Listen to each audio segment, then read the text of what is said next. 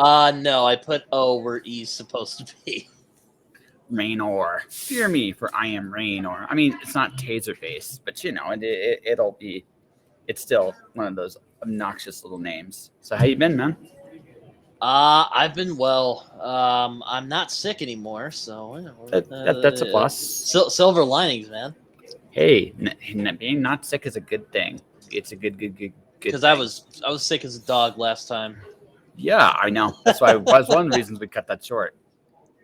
Right. That was one. I was trying to tough it out, but it just was like, oh god, it just got bad after a while. Yeah, no, it's all good. No, I am. So for me, I'm working this week. I'm just kind of doing some stuff. I'm doing stuff for a company right now. I'm finishing my first advertising campaign with a writing client. I don't know if you've seen any of the videos I put on there. Wait, which one did you say? I did videos for a writing client. Her name's J.E. Taylor. I've done some of these videos. Have you seen some of those? I have not, actually. I feel bad. Don't feel bad. Don't feel bad. So I'm doing that. I'm upgrading that deal for next. I'm going to be advertising for my next client by the end of this week. Yes, I did. Oh, sorry. Continue what you're saying. And I mean, my first Kickstarter was funded. I got my first illustration and short story credit to my name now. So yeah, I can't say I'm doing badly. Well, that's good. I've just been hanging out. I've had a spurt where I've been reading a lot, so that's been good. Not wrong with that, man. I finished Perdido Street Station today, which that's good. That's a good one. I don't know if you've read it, but that is a wild book. It's a very unique, fascinating fever dream of a book. The butterfly people. Oh my god! Yeah. And Predator is so scary that even the demons of hell will not touch them. Yeah, I know. It those moths were like, okay, think of the Dementors, and then that bug, that brain bug that sucked out the dude's brains in Starship Troopers that traumatized me when I was 12. Yep. The ultimate predator. But together. With a speck of xenomorphs. The sad part is they kept the thing alive initially for drugs. They found a baby version. I know. Yeah, that's the really bad part. The creature did what it was going to do for its own how do we put this? It's followed its own nature. But the thing that was terrifying about it was, we could have nipped this in the bud at the beginning if someone didn't get greedy for drugs. Yeah, I watched Daniel. I don't know if you watch Daniel Green on YouTube at all. He's a guy who talks about fantasy books and other stuff. He mentioned the book is really angry and it's really political. And I know China Mieville, the guy who wrote it, he's like hard left, And I read it. I'm like, okay, it's there, but it's not as overt as he made it sound like. But I could have just missed it. I don't see everything. Not really. I mean, I've heard Iron Council's more political than Perdido Street Station in terms of the books in that series. Probably. I haven't read that one from him, but I did read Perdido. Hold on. So.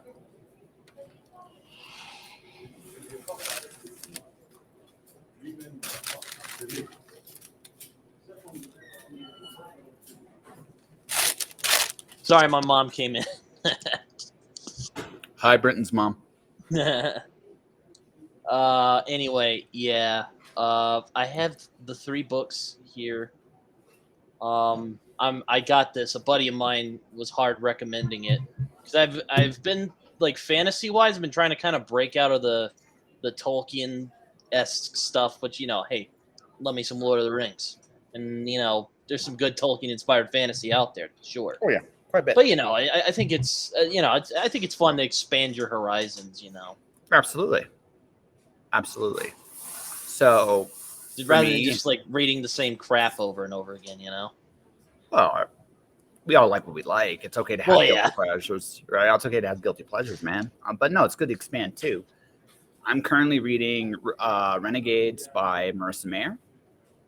That's what I'm currently reading. I just finished Dragon Tempest by J.E. Taylor. That one I read for fun. It wasn't because I was paid to do it. She's great. She's a great writer. She's totally a fantastic writer. Prior to that, I read a legal book from Ramon de Villers. A lot of people actually give me their books. You read an illegal book? That's a thing? A legal thriller. A legal thriller. Oh, a legal thriller. Okay. Yeah. Okay. I thought you said illegal. I'm like, yeah. Well, there are legal books out there, but I mean, depending on what you want to go by. But back in my day, before I started talking to clouds, I mean, we had the Anarchist Cookbook back in the day. I don't know if that's still exists. Yeah, I've heard of that. It was actually mentioned in another book I read called A Drink Before the War. Yeah, it's a noir book, and their like crazy criminal friend, he was reading the Anarchist Cookbook. Yeah, there's a lot of ways to make bombs in that, like a lot. Like it's amazing how easy it is to make a bomb.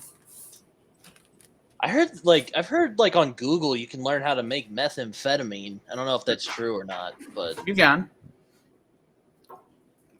Do you really want to though? What? No. I mean, we live at a very fascinating age in the sense that there's literally no information you can't learn. I was about to say, I'm like, did you see Breaking Bad? I did not want to get involved in that life. No, I'm not getting involved in that life at all. It's a very, very, very dark life. It's what that is. It's very dark. You have to kill your conscience at some point in it, and once you do, you never completely go back. When I was going to high school, one of my high school classmates was a drug dealer. And there's an awful lot about that whole lifestyle from him because he would openly talk about it. He didn't care because no one was going to rat him out. No one. Was he like scary, or they just go like, no, it's that guy?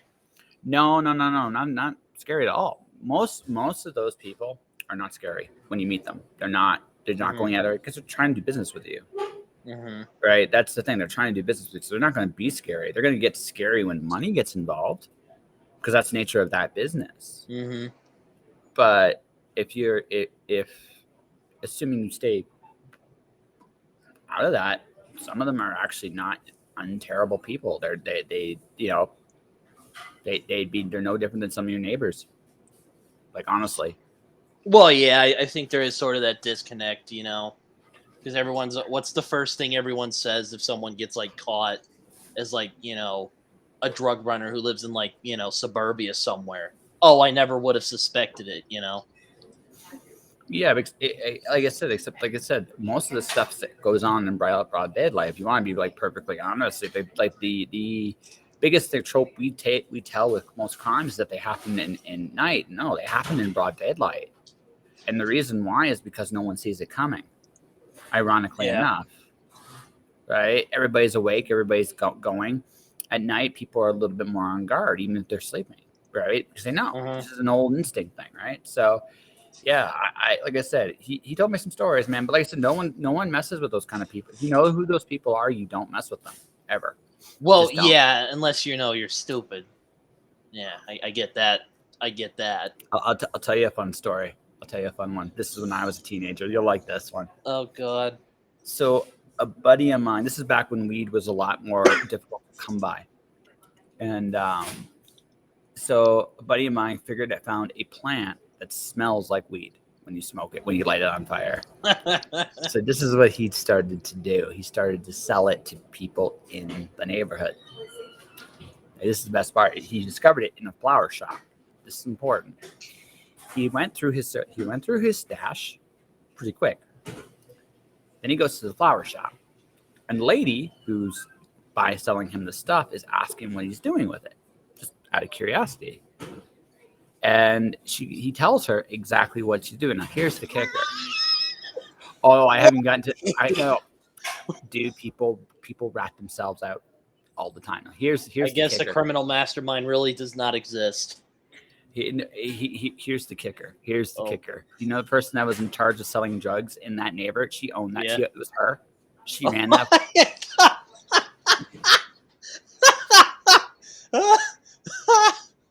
Oh no, that's not good. Oh no, it wasn't for him. It was not good for him at all. He had a very long conversation from what I was told. So right? So it was harmless. So he got out in one piece, but yeah, he never did it again. It was a one and done deal. But yeah, I'm sure he didn't. yeah. So I mean, just like this is what I grew up with. So when I look around and I see things, I'm just like, there's a part of me. It's like, okay, well, this is the front. What are you really doing? And there's a little part of me that always thinks in those terms.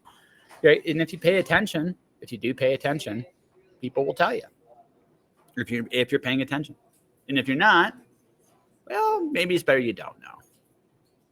Yeah, I had a buddy who got into that life. He was like, yeah, I think he actually got out of prison not too long, or not prison, but I think he actually got out of jail a little while ago.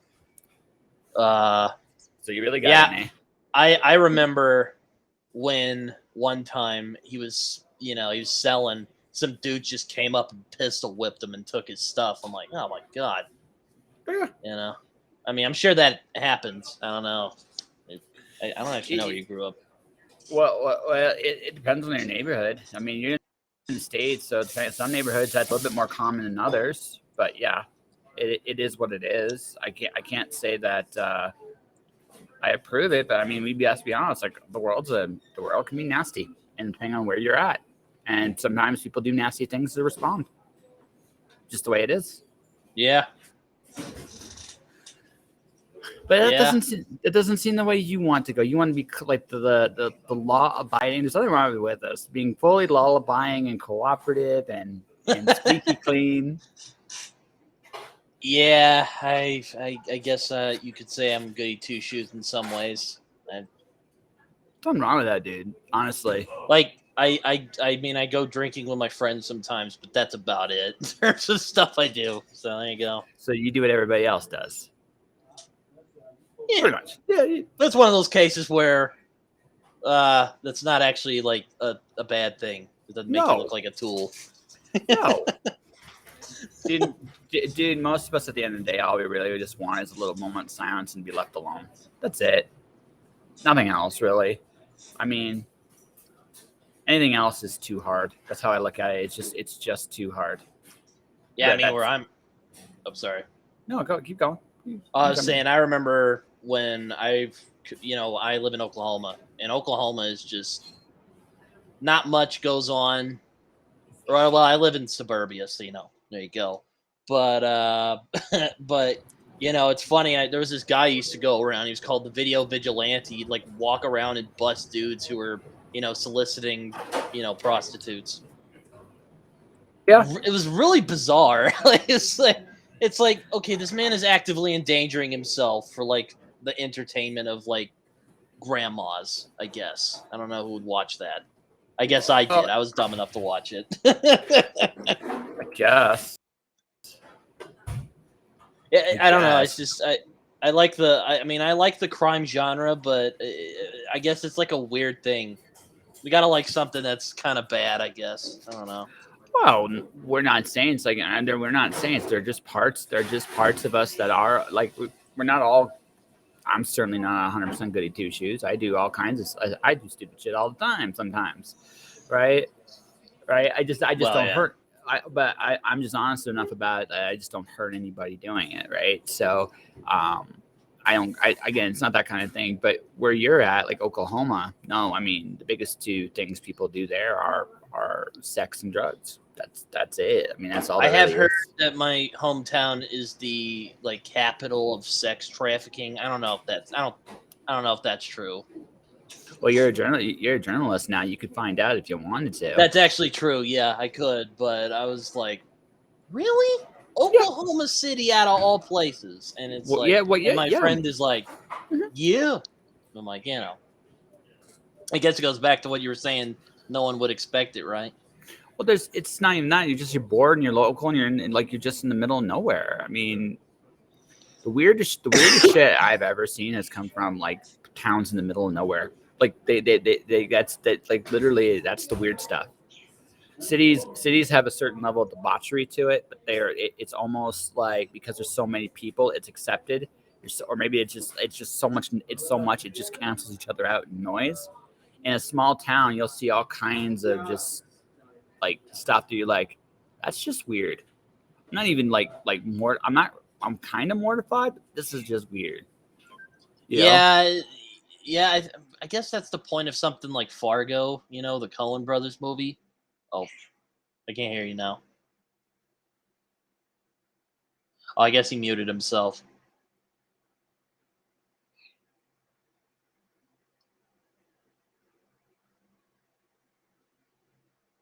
I can't hear you.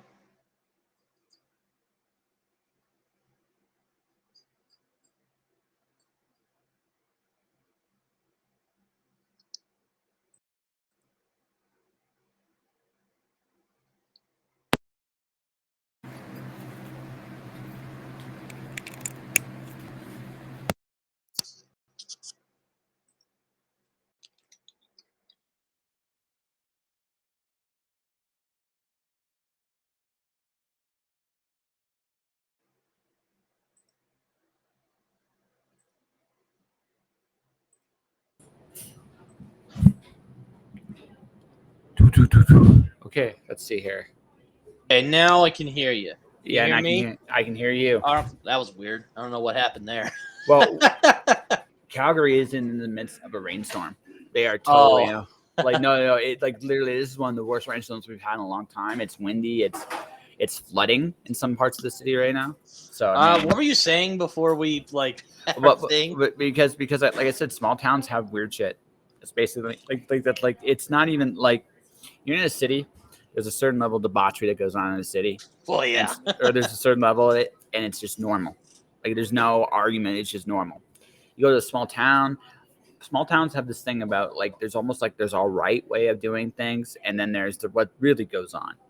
And what really goes on can be freaking weird. I also think boredom and alcohol might play a little bit of role in these little situations, right? But that's what happens in life. Is sometimes like when in a small place, or if you're in the middle of nowhere, there's nothing to do. So what do you look for? You look for ways to get yourself in trouble. I mean, I guess that's sort of the point of something like. I hope you have seen Fargo. You know, from the Coen Brothers. Yes, long time ago, but yeah. I think that's the point of that movie is you never suspect it would happen in like a hunky-dory town like Fargo. Yeah, well, you know, guess what some desperate people would get up to in their pastime, you know. Oh, it's just it. You got nothing but time. You start thinking about stuff. You're like, well, let's see how far I can get away with this. And if no one's really looking at you, you can go quite a long time before someone notices. Right. So to interject in this weird conversation, going back to Green Lantern real quick, my buddy who I was talking about Kyle Rayner with, for some reason, I don't know why, but he just really does not like Guy Gardner. Yeah, I can have that effect. I am not a Green Lantern expert. I know you are more savvy as a Green Lantern guy. I know you're a more savvy Green Lantern fan than I am, anyway. I'm like, why do you hate Guy Gardner? He's like, I don't like him. Fuck him. And I'm like, all right. He says a lot worse than that, but it's like, I'm like, he has a love affair with Guy. I can see your buddy, big man crush on Guy Gardner. I can tell right now. No, Guy's polarizing, depending on when you read it, especially depending on when you read him. When he first showed up, okay, his first appearance is very brief. He goes into like a coma, and then he comes back, and he's like the antithesis of Hal.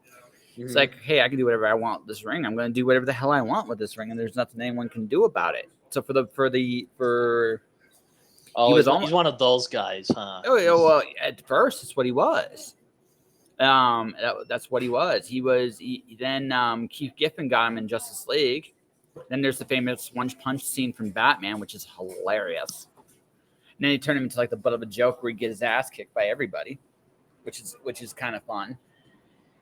And then they evolved him. Bo Smith did a really good job with Guy. And he's a lot more complex now than he ever was, but there is still that pile of the audience that remembers that very old school Guy Gardner. And that guy was a jerk.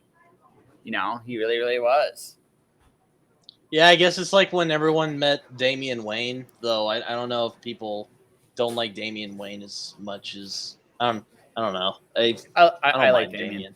I like Damian. Damian's Bruce Wayne with the filter turned off. That's what he is.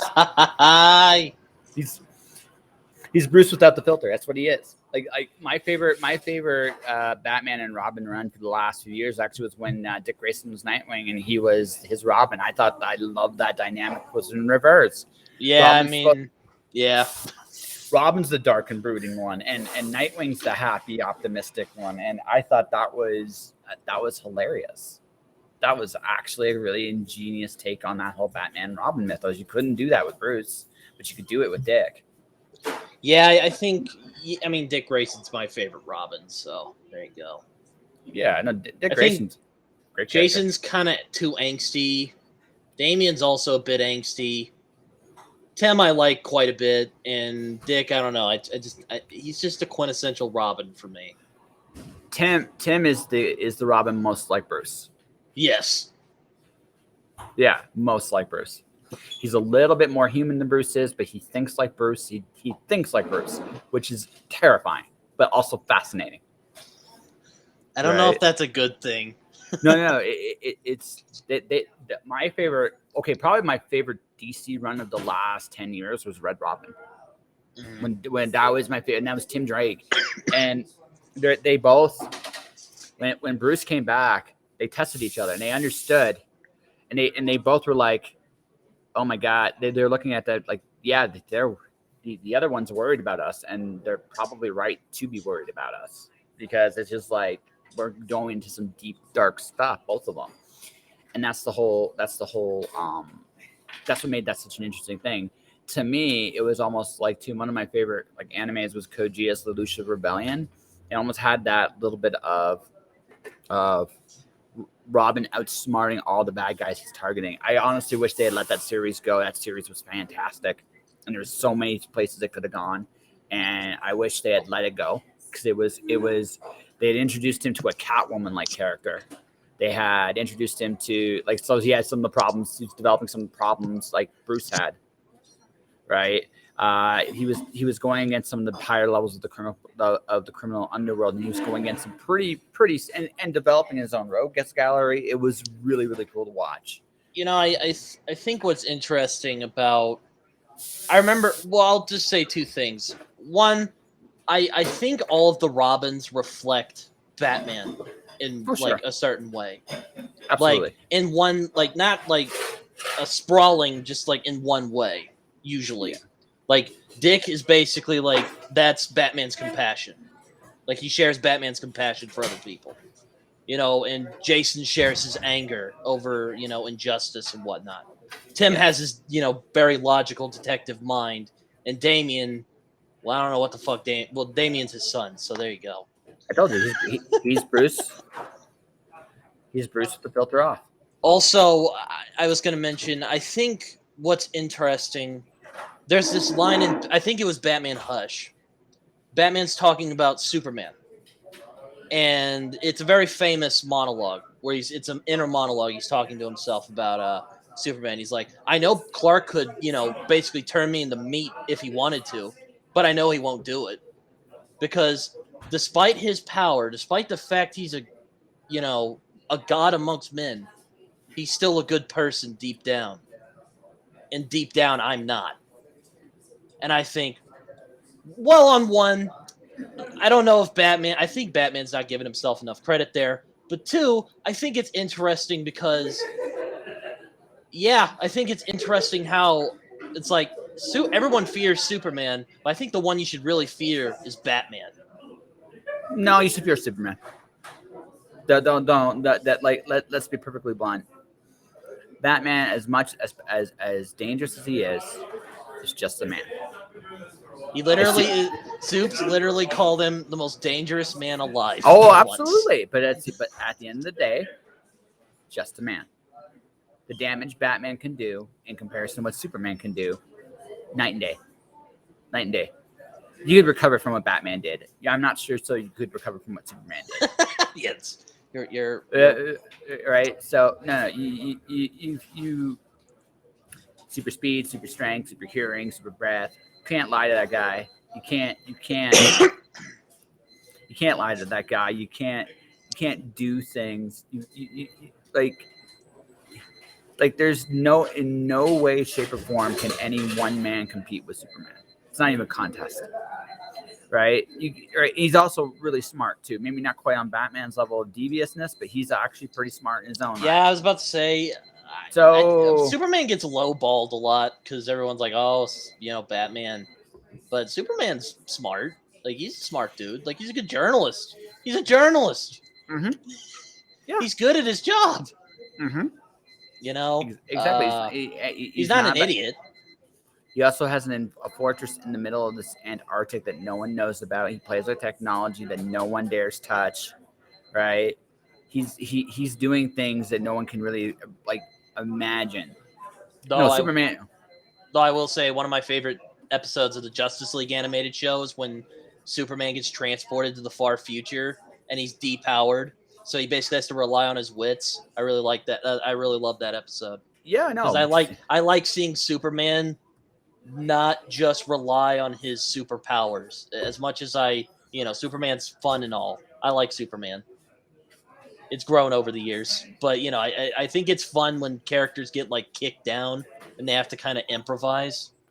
Well, see, the hardest part with Superman is to develop sympathy for him. It's hard to be sympathetic to Superman because that's the challenge, right? You can't make no matter what you put Superman against, you're never going to sympathize with him because he's the ass kicker. You want to see him beat whatever it is in front of him. Where the sympathy has to come from is around that, not the battle, but everything around that. It's hard to do, and it's hard to do well. But if you can, he's awesome. Yeah, one of my more recent Superman reads I really liked was the Tom King Up in the Sky. And Tom King is a bit polarizing, and yeah, I have issues with his writing and whatnot, but that story was really good. Cool. I'll check it out. Oh, you haven't read it? No. Oh, it's really good. Like it is. The last thing I read from Tom King was his Mr. Miracle. Yeah, that's good. The ending is a bit vague. No, I don't know what the hell happened there, but I do think think Vision is his best work though. It's like Vision's one of them, yeah. What if Arthur Miller wrote a superhero comic? What would that look like? I think the Vision would be the answer to that. That's kind of how I'd like to pitch it to people. So I look at Tom King. Like I like his Mr. Miracle. The ending of the series is Mr. Miracle escapes. He was always going to escape. That was always the whole plan, right? He was going to cheat because also the art is amazing in that. Oh, absolutely, Mr. Art is fantastic. But I mean, he was always going to escape. The question was, how is he going to do it? All right. The whole premise of the panels, everything was designed. You knew he was trapped. And the reason why you knew he was trapped was because every once in a while you get a little blank panel that says Dark Side is. Well, yeah, I remember. I read it too. Yeah, but that was the whole thing. But that was why the ending was. I know there's a theory that he was stuck in the. Damn it! It's blanking. The anti-life equation. Like he was somehow, somewhere, he got enraptured in the anti-life equation. Why can't I think of that? So people were saying oh, he's trying to escape the anti-life equation. That's the point of the book. And I'm like, is it? And I read it and I'm like, oh, maybe it is. I don't know. And then I remember it just kind of ended. It was just kind of like, all right, bye. And I was like, oh, okay. I thought he could have done more with Barda, but I'm a big Barda fan, so that's me. It's an interesting book. I want to finish the Supergirl mini at some point down the road. I'd like to read that because that was the last. I like his special projects. I'm not so crazy about his mainstream comics, but I like his special projects. So yeah, I don't blame you. He's kind of my issue with him. I think he really wants to be like Alan Moore, but it's like, dude, it's really hard to get to that level. Just like do the best you can, and just tell good stories. That's kind of how I go. Well, And I know there's some who might get mad at me for saying that. That's just how I feel. I kind of see it a little differently. He tries stuff, and some of it's really clever, some of it isn't. But you try. And I look at this Batman run. I was there I had to get out after issue 20, and I regretted it because from like 21 to 49, it's fantastic, by and large. It's got a couple duds, but it's fantastic. He really gets Selena Kyle, Bruce Wayne together. He gets that dynamic so well. He's good with couples. Yeah, he's really, really good. No, yeah, it's fantastic. And that's that from 21 to 49, that's pretty much what that run was. But I realized when I read 50 that he was not like, no. Yeah, I didn't. I haven't even read all of it. I'm like, I like the war. I like the war of jokes and riddles, but that whole wedding stuff. Oh no, the wedding's where I walked. The cat and mouse chase, no pun intended, of Catwoman and Batman's relationship, I think is the most interesting part of it. Well, that's the whole point. Like that's why I said like 21 through 49 is fantastic. Like it's absolutely fantastic. I'm not crazy about the rest of it. I'm not.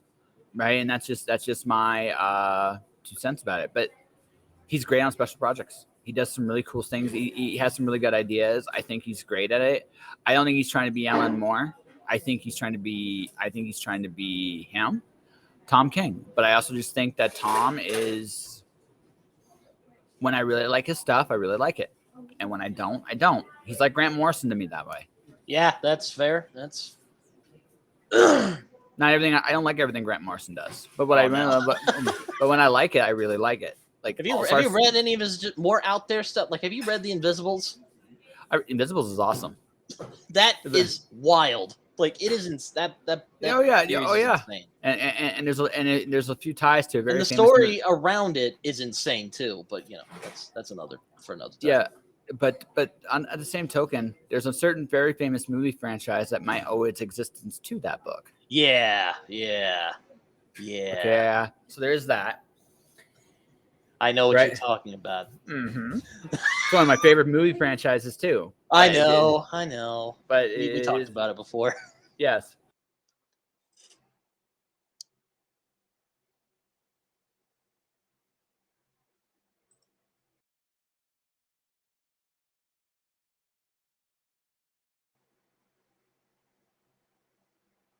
Damn it. Did you hit a button? Yeah, I couldn't hear you again. So. Okay, there you go. There we go. Yep. Hello. Okay, so I'll continue. Hi, everybody. Thanks. So Grant's Justice League is awesome. I loved it. I still need to get to that. I've heard it's really good. Also heard Superman gets a mullet.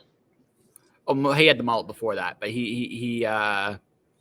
Grant rolled with the punches with the Superman changes throughout the run really, really well. I thought they did a great job. But that's a really good run. His X-Men run's pretty solid. But the reason why Batman's written the way Batman is today is because of Morrison, not because of anything else. It's because of Morrison, right? So that Justice League run is why Batman is written the way he is today. So that's just the truth.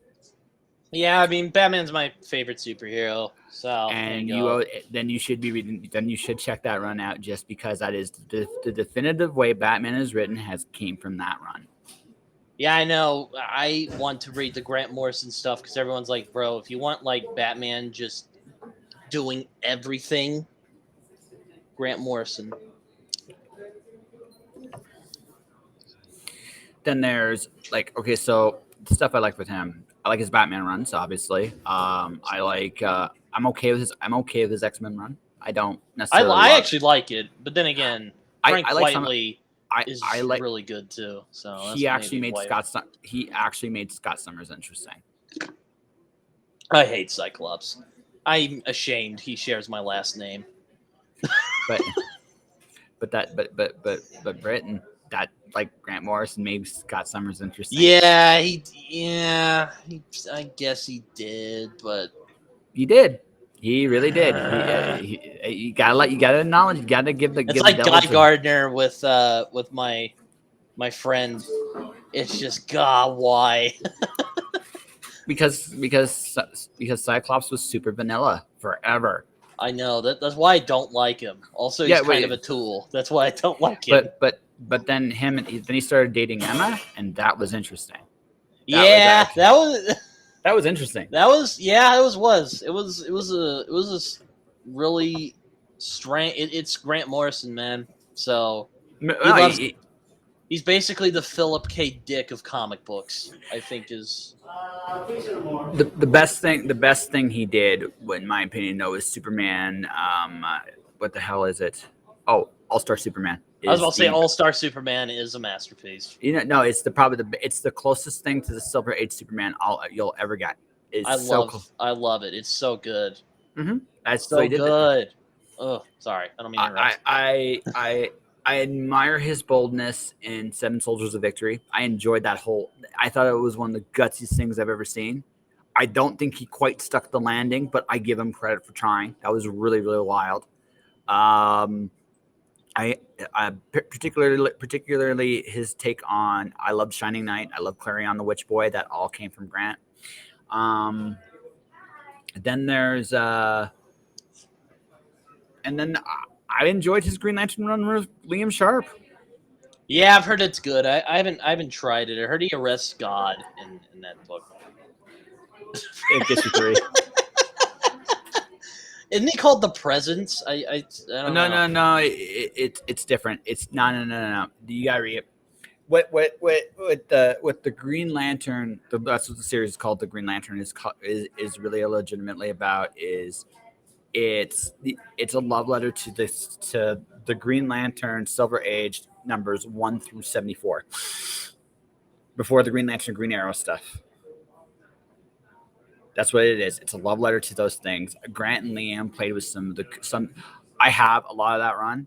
I have Sinestro's first appearance, for example. I have some of the other really like the key issues. I have most of them, not all, but most.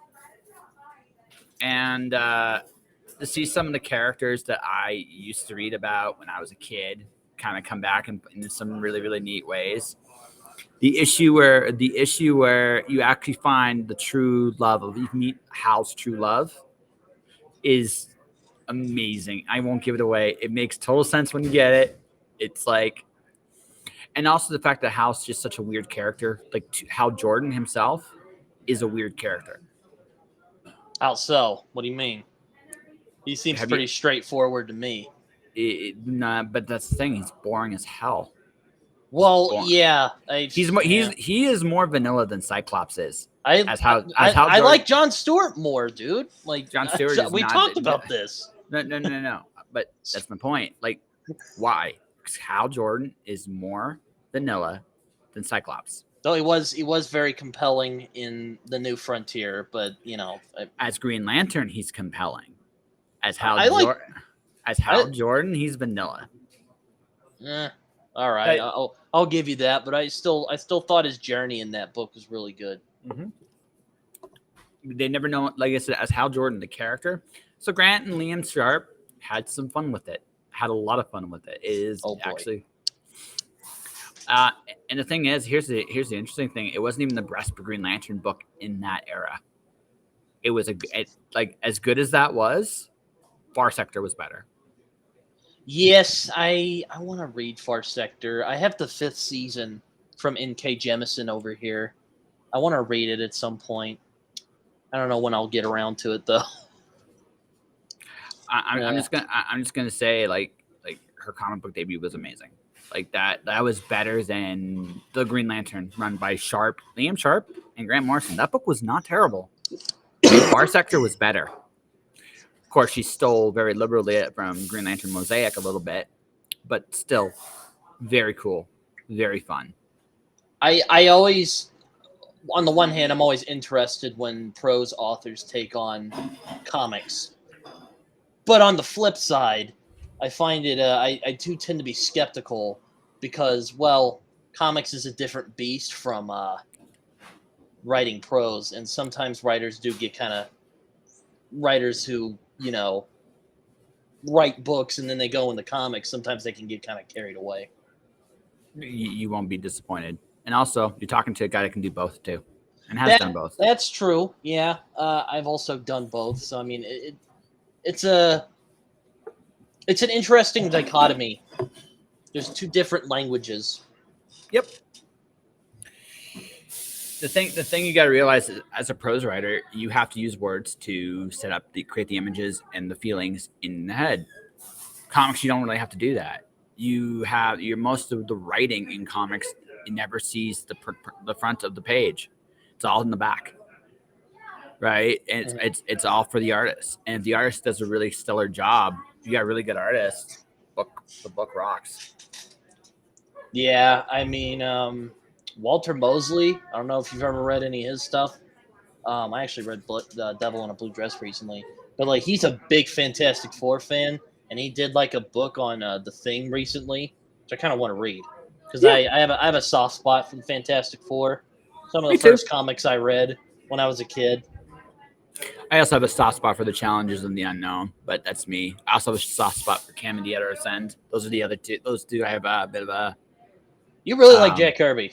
Yeah, I do. Yes, I do. I don't blame you. He is really good, and like he's kind of like Steve Ditko. He's good for very unconventional reasons.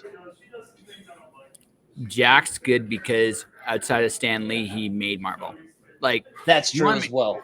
Yeah, outside of Stan Lee, he made Marvel. If there is as much credit to Jack Kirby as there's Stan Lee to the Marvel universe as we know it today, Jack's just as important, if not more so. I would agree. Like he's kind of like Jim Lee or Alex Ross for me. I respect him more than I personally, fall into that style because I like his stuff, but it's kind of a flip flop kind of thing where on the one hand I kind of like how his work isn't like technical. It's just kind of his imagination just splatting on the page, Yep. Same thing with Steve Ditko as well.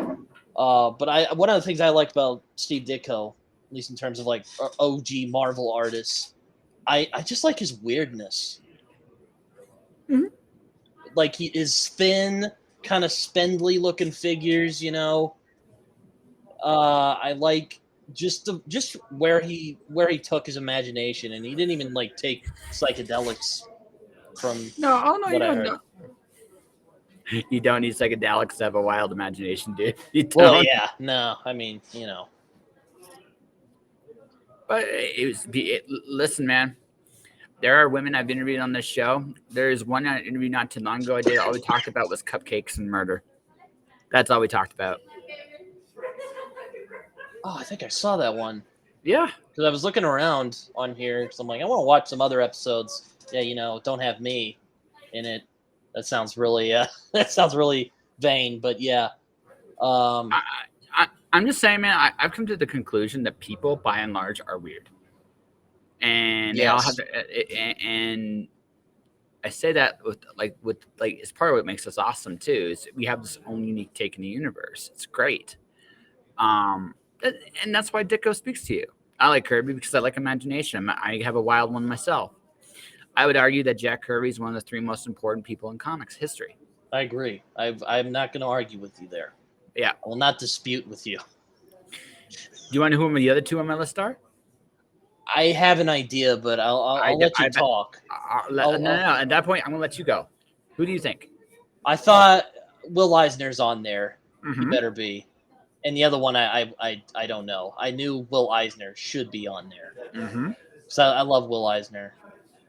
I haven't read The Spirit. I want to.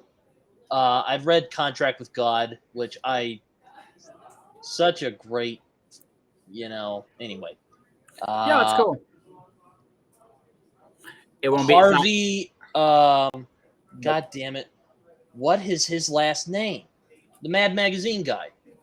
I like him, but no. Harvey, what is his last name? Harvey Fuck is not his last name, dude. No, I know it's not his last name. Oh, God, I'll look it up. Fine. I'll look it up. That's right, folks. Harvey, I that don't. guy. You should I don't know. introduce you should introduce when you meet him in person someday. That's how you should introduce yourself. I'm Britton. Fuck, what's my name? Harvey Kurtzman. Yes, that guy. That guy's good. Him? No, Okay. it's not Alan Moore. It's not. You're not gonna like. I didn't want to pick Alan Moore because I felt that would have been a bit too predictable. Even though, I mean, you know me. So do you want to Wally hear it? Wood? Nope. Well, he's good though. Damn it! All right, shoot. Dr. Seuss. I thought you were gonna say Frank Miller. I was about to be like, if it's Frank Miller, I'm gonna Nope. have a tantrum. Nope. I think Dr. Seuss. Okay. You want to know why? All right, shoot. I'm curious. I'm Because really curious. he's the ultimate form of a graphic novel. If you look at what Dr. Seuss actually it does. He conveys words and pictures to tell a complete story. At least some of his stories you could actually, if you put a thought balloon, like a comic thought balloon around, it actually would just be dialogue. And it would work just like a comic book. So it's not a conventional answer, but it's mine because I looked at it and said, so there's a plot there. Are you there? Yeah, I'm here. I'm sorry. I was thinking, I'm like, how did I forget Harvey Kurtzman's name? It's okay. I don't know everything. Focus, Britton. Focus. Oh, sorry. Sorry. Yeah, focus. Sorry. You can get over what you don't know. It's okay. You'll forgive yourself eventually. It's all right. All right, but continue. Yeah, like he's like Seuss is the ultimate graphic novelist. I think like he did graphic novels before anybody else did. It's not an orthodox. It's not an orthodox answer, but I think a lot of the same things Seuss does in his stuff could apply in comics and do a fantastic job. Yeah, I think Dr. Seuss gets lowballed a lot because everyone knows him as the rhymey, children's book guy. I'm sure you have some thoughts on that. Did you ever see epic rap battles between Shakespeare versus Seuss? No, it's funny too because I like epic rap battles of history. I haven't watched it in a long time. So that one in particular is my favorite because Shakespeare takes him lightly in round one. Mm-hmm. And then, so Seuss, I think, hands him his butt in round one. He paints one of his characters, and one of his characters starts rapping. And it's like Shakespeare's like, "Oh, it's brilliant. It's so good." And then it's like Shakespeare's like, "Oh shit, this guy's good. I'm gonna have to check my game." So Shakespeare really ups his game, right? So that's the whole because here's the thing, right? If you're talking about conveying a full story, start to finish, there are very few that have done it with less than Seuss, and you have to give the man his due for that. Mm-hmm. I think it's interesting. I mean, I read a lot of Seuss when I was a kid. I think a lot of us did. A lot of people have. So it's not very special. But what I will say, when you read like some of his other like non-children aimed stuff, like it's really fascinating. Mm-hmm. Like his political cartooning is really interesting. At least to me, it is. That's cool. So why is it so interesting? Well, it's just such a whiplash, just to see like this guy who's known for making these cute little rhymey books just be so opinionated and just like, there's even some stuff in there that might not fly today, but that's to be expected. But yeah, it's like we were talking about earlier. I think he just had a really unusual imagination. Yeah. That's also one of the reasons I respect them. Now, I could have added some other people. There's definitely some other people that are important. Comic Bollywood is super important. Carl Barks is super important. Russ Manning is super important. I still need to read Carl Barks. I know a lot of people are like, oh, the only good duck artist, or the good duck artist. Then they call him that. That's him. The good duck artist or the only good duck artist? I'd say the good one. Okay. Not the only, but good. He's the reason DuckTales was awesome. Yeah. Also, Boulder Scene Indiana Jones. Apparently, we wouldn't have that without him. So yes. There you go. I learned that. It's a little fun fact I learned. Yep. Other people that need to be acknowledged: Marv Wolfman, George Perez. Right. You do have to acknowledge Miller. I'm sorry, buddy. I know. I don't hate him. I promise. I get a lot of flack. Why do you give him? Why do you give him flack? For one, I don't like his art style all that much. We've talked about it before. 2, his later stuff is just, you're so shocked when you read some of his later stuff that you can't believe that the same guy wrote like great stuff like, his Daredevil stuff or Batman Year One or even The Dark Knight Returns, which, The other great book of the 1986. Like there's 3 great books in 86, and that's one of the 3. So, well, yeah, we've talked about it before, certainly. Yeah. People evolve, man. And as you get older, you care less. Just care less about what other people think, and you just do. You just don't care. I'm just gonna tell my thing, and I'm gonna let it stand and do it. And on one hand, you can admire it. On the other hand, you like some of it, you're just like, dude, the Kool-Aid you drank, right? It is what it is. Also, I feel like people lowball Denny O'Neil a lot because of Frank Miller, which kind of pisses me off a little bit. Not just him. Norm Breffagoyle, Alan Grant, that whole Batman creative team from the mid-1980s to mid-1990s is up there with Peter David. But Peter David, another guy who should be on that list. It just was people that have changed the industry for the better with the kind of stories they've told, right? Then we'll get into like Kevin Eastman and Jim Lee. And it's like people who should be more recognized, but they're not. And it's really disappointing. I know that's not really Frank Miller's fault, but I still kind of get mad. It's kind of like an irrational thing that I know, but it still kind of gets me peeved.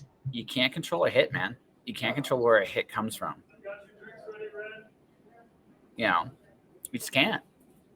Then again, like Frank Miller's stuff was like, it's kind of like how I think of Alan Moore's Swamp Thing run. Like, there were stuff that was already kind of challenging the comics code before he showed up, but he gave it like the kick in the teeth that finally was like, this is done for good. Yeah. Frank Miller did that for getting Batman back to his roots as the Dark Knight. Like Denny O'Neil, Neil Adams, Norm Brayfogle, all of them, they were already doing that stuff in like the 70s.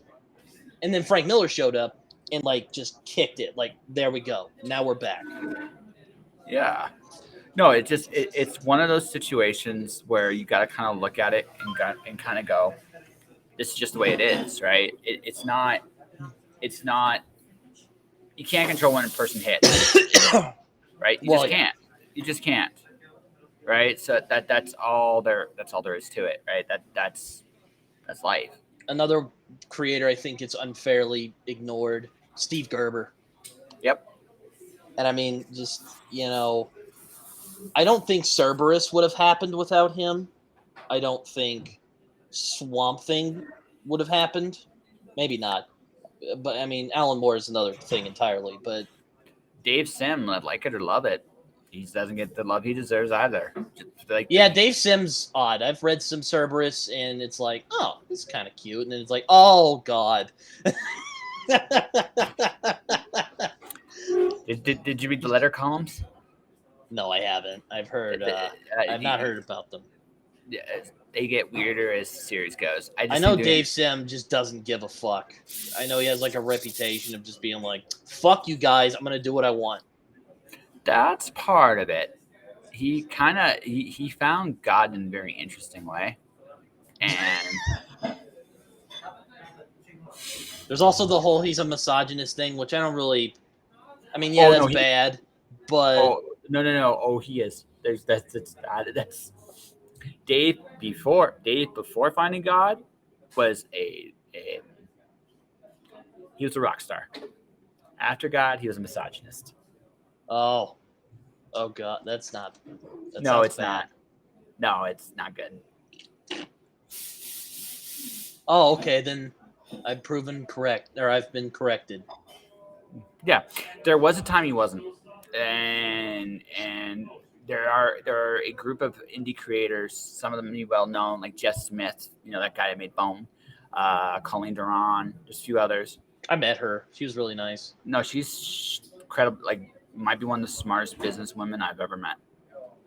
on Yeah, some. I actually asked her how it was working with like Neil Gaiman and Warren Ellis. I guess that didn't age very well on the latter, but Well, here's the thing. For her, it might have been great because you got to understand something too. Everybody's experience with people is different, well, yeah. right? Warren, for all his many faults that he's openly admitted to,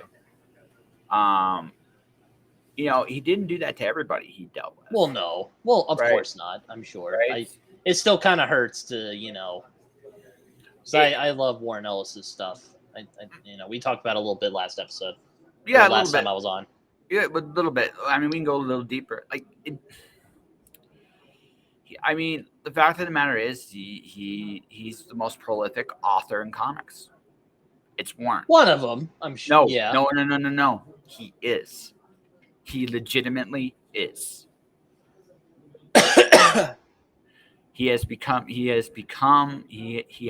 that. Guy has that much clout and that much pull in the industry. You get, again, this is one of those things we said earlier. You get bored sometimes. You get famous. Yeah. You do what you want. You do it. We're all guilty. Like, I think the best advice I ever got was from a author by the name of Jonas Saul. He goes, "Never stroke your ego in public." He's so right. Yeah, I've seen that completely blow up in people's, Joss Whedon, for instance. Mhm. It's a perfect example. Did you read that interview he did a few months ago? I have not seen it. I wouldn't. If you're like I'm not even a diehard Joss Whedon fan, but it's pretty cringeworthy to read. Well, yeah, because like you suspected. Like, if anyone's ever worked in the film industry, you kind of suspected some things, just how he carried himself. You didn't realize as bad as it was until you actually just saw some of the things that have come out and some of the things that were said. But, the fact of the matter is, as much as he's to blame for that, so are the people that enabled him to do it. Yeah, it's like with Warren Ellis. I don't know if he's a bad person. I mean, I don't know him. I think he did some bad things. Sure. Does that mean he should get, fucking blackballed by the comic industry? I don't know. But it's sort of that's kind of a thing I've wanted to touch on, but it's kind of a touchy issue, Wait, so what? So then talk about it. You can talk about it here. I don't care. Well, I know. I know. I mean, I'm just saying in general, it's just something I've wanted to talk about, but if I did, it would sound like I'm just angry about this creator that I like, who's, Not rightly necessarily. people getting mad. Not necessarily. Why don't you talk about it and see what happens?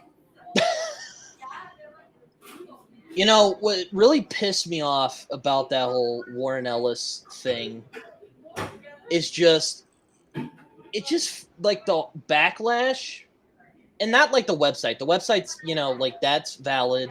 That happened. I understand that sort of it, but like the creators, it just hit me wrong, Just they're like, "Oh, he hurt him." It's like, dude, it's I don't know how to describe it. It feels fake, It's And not just no. it just feels fake. And I'm someone you could either call it a burden or a plus, but I consider myself a very loyal person. Like I'm like, hey, if we're friend, like, look, you did some bad things, and yeah, that's fine. Like when James Tinian the Fourth did that stupid fucking tweet where he's all like, "Oh, Warren Ellis did this, so I'm not gonna read his work anymore." It just pissed me off. I'm like, "Oh yeah, great fucking hero." It really made me mad. I don't know why. It just did. I can tell you why I made you mad. I can also tell you, I'm like, okay, let's go down this rabbit hole. Let's go down the rabbit hole. Let's go down the rabbit hole. What Warren did was wrong.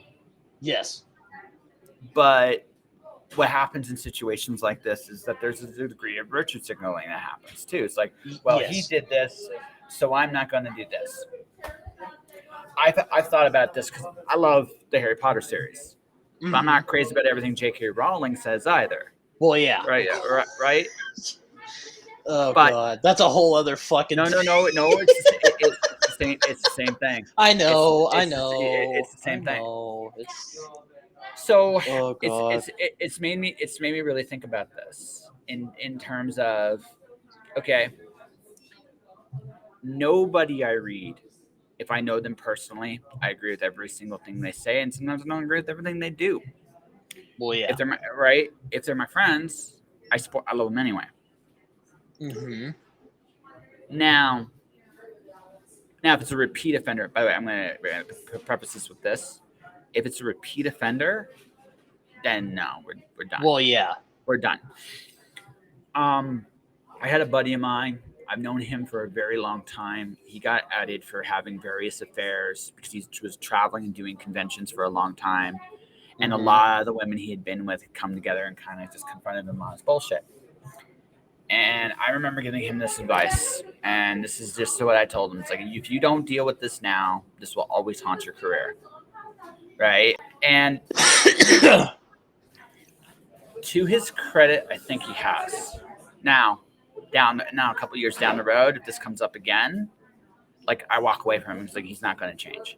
Like, this part of his behavior is just not going to change. But I also can't. But on the one hand, like I said, I can't blame. Like, you have access to all kinds of things. That doesn't mean you should do these things. But we're human. We all have our weaknesses. And so, do I punish a creative or someone I know or care about because I happen to disagree on their stances or political views or their views, right? Unless they're openly being bigoted, I don't really, I don't judge people that way. J.K. Rowling like I said, is a very interesting red flag because she made a huge cultural impact, and then all this stuff started to come out, right? Talk about a implosion. But it wasn't really an implosion. She's still making money, like all kinds of money. I mean, in terms of PR. But she's making more money now. She's actually making more money, not less. Right? So that's all right. You know what? I'll give you that. She's making more money. So I mean, why does she care about PR? Right? She's got more money and she'll never know what to do with it. She can burn every bridge she wants to the ground. It doesn't matter. The self-destruction of J.K. Rowling will never happen. Like she'd have to do something monumentally stupid to get to that point.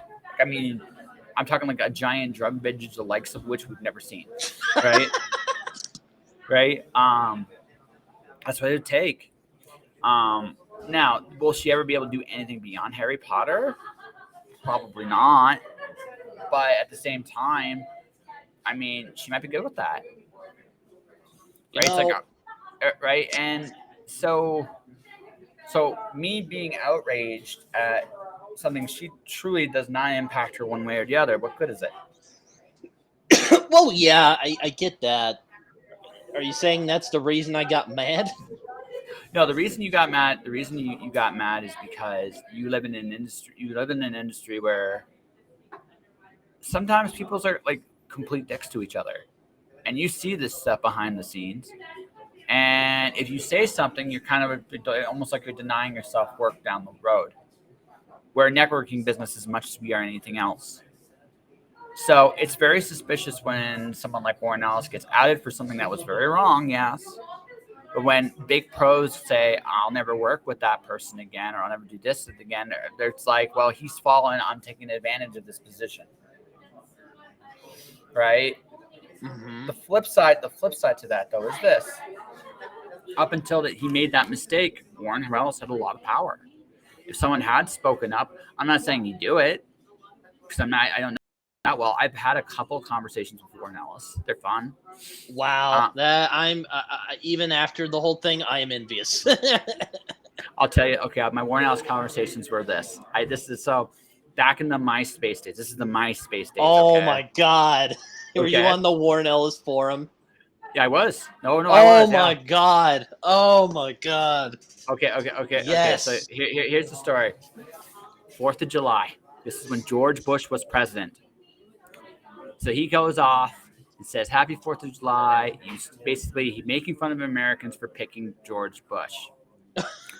I responded to him, "This might be true, but you got Prince Charles." Oh.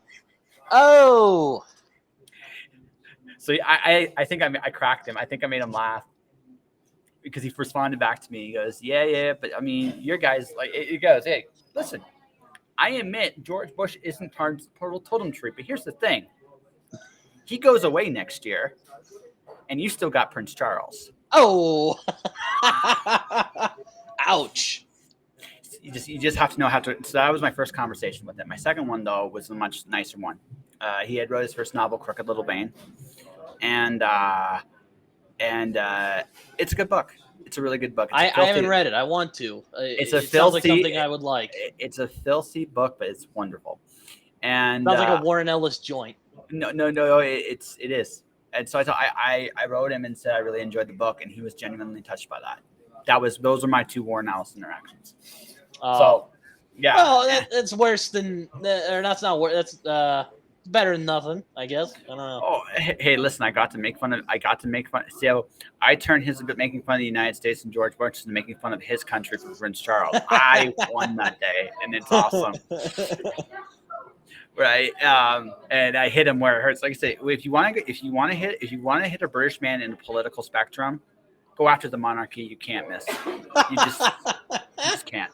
I thought you were gonna go after Tony Blair, but that's a lot better. No, go after the monarchy. It's always there, right? Blair will come and go, but the monarchy is forever.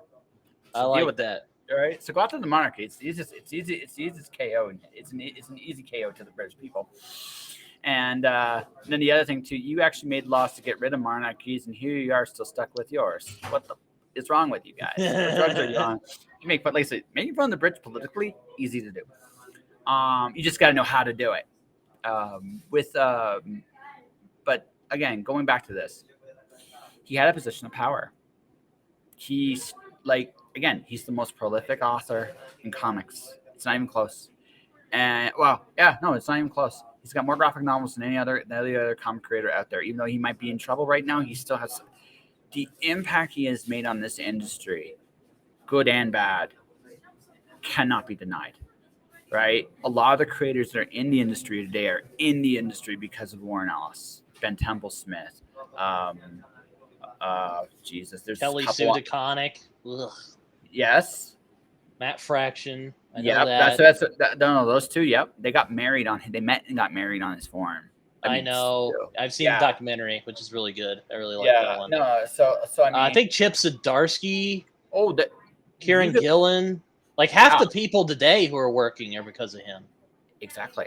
He helped Colleen Doran. He helped so many people. Right. So I mean, he has his flaws. And that's and being forced to confront them the way he was. Also, what makes me mad is like, well, what do you want him to do? In terms of making him up because they he was going to come out with Fell again, which he still might. He still might, yeah. But everyone's all like, "Oh, we won't associate with them," because again, I think it's fake. I think it's bullshit. Okay. But money talks, bullshit walks. We'll see what happens if and when Fell returns. But again, it just feels so fucking fake to me, man.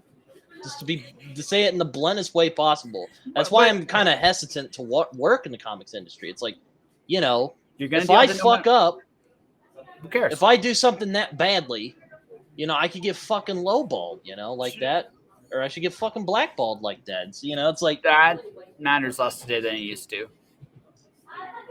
It's like, I mean, I'd never do any of the, bullshit he was doing, but, you might do other things. But it's like, dude, it's like, what do you want him to do? It's like, it feels like we're in this age where it's just like we get off on shaming people. Yeah. Because of bad things they've done. And don't get me wrong, it's warranted in some places, like, the Harvey Weinstein Me Too stuff, like that was warranted, I think. But on some other, though, funnily enough, I didn't know who he was until that whole shit went down. Don't worry, you're not the only one. But there's other ones like this where it's like, yeah, it's bad. And yeah, maybe he didn't handle it in the best way. But, you know, when you get fucking blindsided like that, like, what are you going to do? You know? And I'm not, you know, again, it might make it sound like I'm trying to defend this dude. But That you're not really defending Ellis here. it's like what Wanda said in the recent Doctor Strange movie. And I know she's not. I know it's been kind of memed. I know she's not supposed to be like right, but you know, she says you break the rules and you get rewarded for it. I break the rules and I'm the bad guy. Doesn't seem very fair. It's like, yeah, I know how she feels in that scene. You know, when she says that. But it's kind of maybe not the same exact thing, but I just kind of felt it. Kind of. Here's what you're feeling. Like I said, It's like the Ukraine thing with me. And I want to say this like this. I don't think what's happening in Ukraine is cool to anybody there. Well, no. But no. Let me. Okay. But right this minute, the United States is bombing Somalia. Right this minute, Canada has done some horrible things to its human rights and its own people in the last 6 months. I do not think we are in the moral position to say anything to Russia about their actions. That doesn't mean that we're right. That doesn't mean that Russia's right. It just means that we are not in that moral position anymore. Fact of the matter is, most people go, well, whenever a crisis comes, I stand with this because I am right. No, you're not. You don't know shit. You don't care. You're just standing with the current thing, whatever that is. Yeah. Right? That's it. That's all this is. It's not a principle. It's one of my favorite authors is John 12 Hawks. And one of the most cynical quotes he says, when a crisis happens, I'm paraphrasing this part of it, is that when a crisis happens, people react, they go do what they're going to do. And when it's over, people forget and move on to the next crisis. And it's true. Wow, that's... It's honest. It's honest. Right? The book is called The Traveler. It's fantastic. You should read it. But it's one of those things where when you read that stuff and you see that stuff, you know deep down on the inside that even I've done that. And that's the people love the bandwagon, man. Well, yeah, I don't. I walked away from it. I just do my own damn thing. And at this point, I mean, I try to do that, but sometimes I even find myself bandwagoning. You know, well, it's fine. Listen, it happens. If you believe in it, honestly, there's nothing wrong with it. Even if everybody else believes it.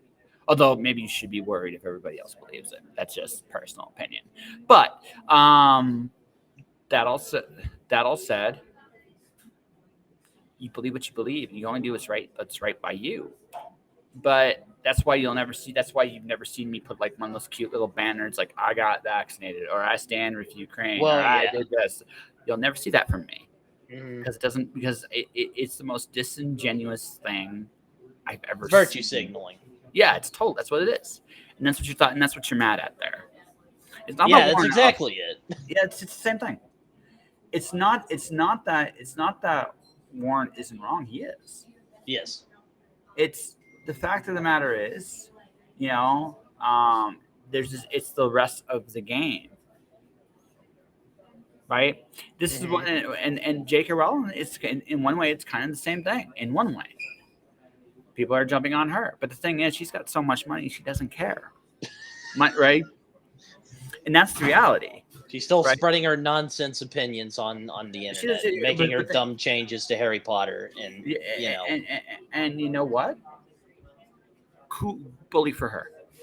Because what are you going to do about it? It's hers. I mean, yeah, exactly. It's right. So it's dumb, but can't really do much about it. So then why worry about it, right? Yeah. So that's it, right? That's. I think when people care about something, they get really invested. And that's part of it. But here's my you want a really dark opinion? Here's a dark one. Very few people, I think, know what they actually stand for, and so since they don't stand for anything, they fall for everything. Yeah, I've heard that saying before. Yep. Though usually with debates with my mom when we were talking about talking about Trump or something. Yeah. Because I didn't like Trump. I don't like the don't. Republican Party.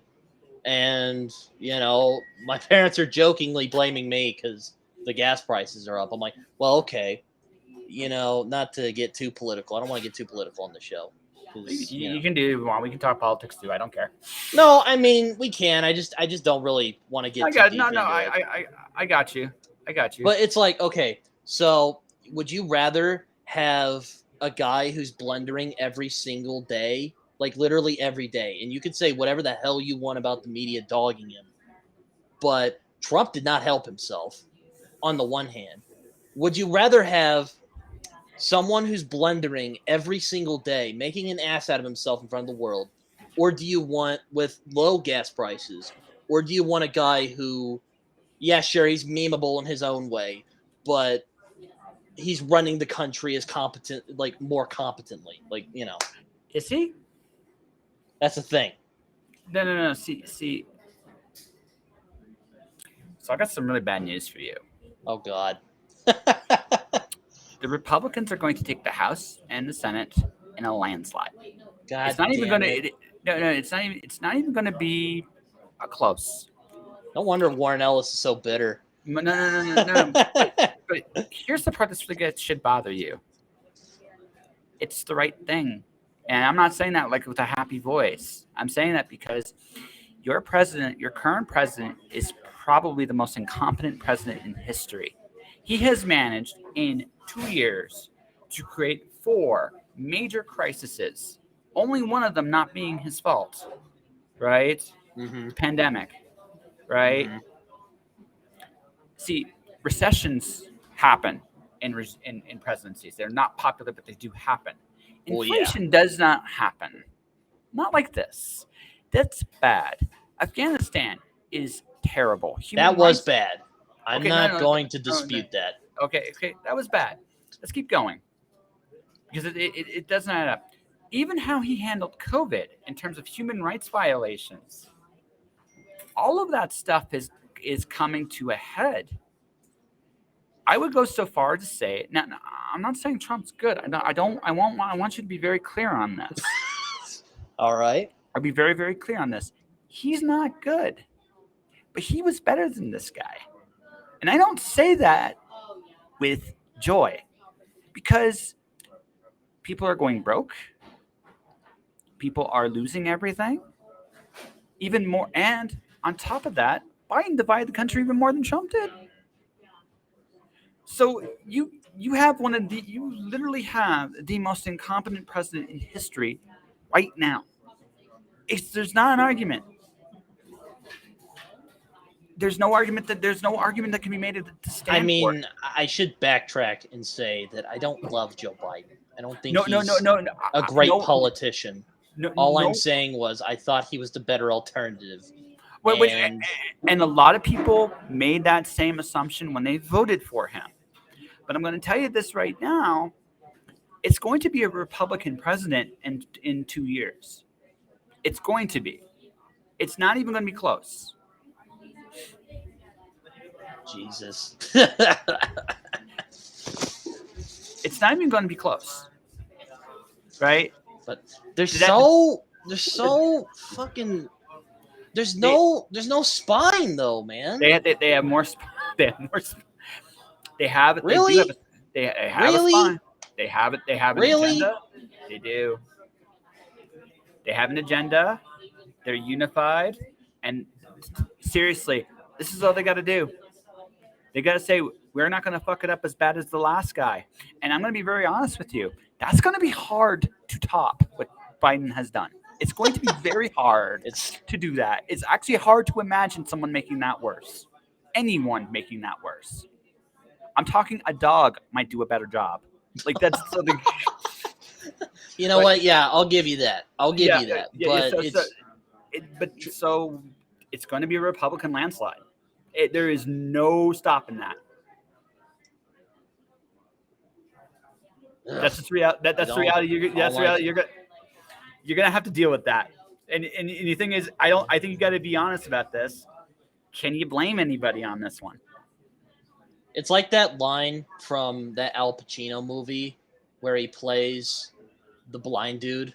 I forget what it's called. Oh, it's called Scent of a Woman. Okay. He says, I knew what the right thing was by every right I knew, but I didn't do it. Why? Because it was too hard. That's what's going on in this country. I think that's the main problem in this country. We don't do what's right. We do what's easy. You see all this bullshit quotes on Instagram about doing what's right and what's easy, but nobody follows their own fucking advice nowadays. Even I'm bad at that. Even I'm bad at that. Like, that's how bad this is. Well, no. We have a system without integrity. Ultimately, like this is what it ultimately comes down to. You have a big, giant machine of a system that has a giant grandpa problem. But by the by, we're darkest timeline here. This is darkest timeline. If it's Biden versus Trump 2, just go to Mexico. Just go. It doesn't matter who wins there. Because I don't think Trump can make it worse, but it ain't going to get much better. So this is like, that's just like, again, I want people to understand this. Politically speaking, I'm an atheist. So never heard that before, but okay. No, here's why. I have no faith in any political system currently in town because I don't believe any of them have any real integrity. I'd agree with you, but you know, it's kind of back to what we were saying. It's like sometimes you got to make I guess it's sort of me not taking my own advice, but sometimes you kind of have to operate in the system and make the best out of it. Sometimes, or maybe what we should have done, and this goes something to what you just said.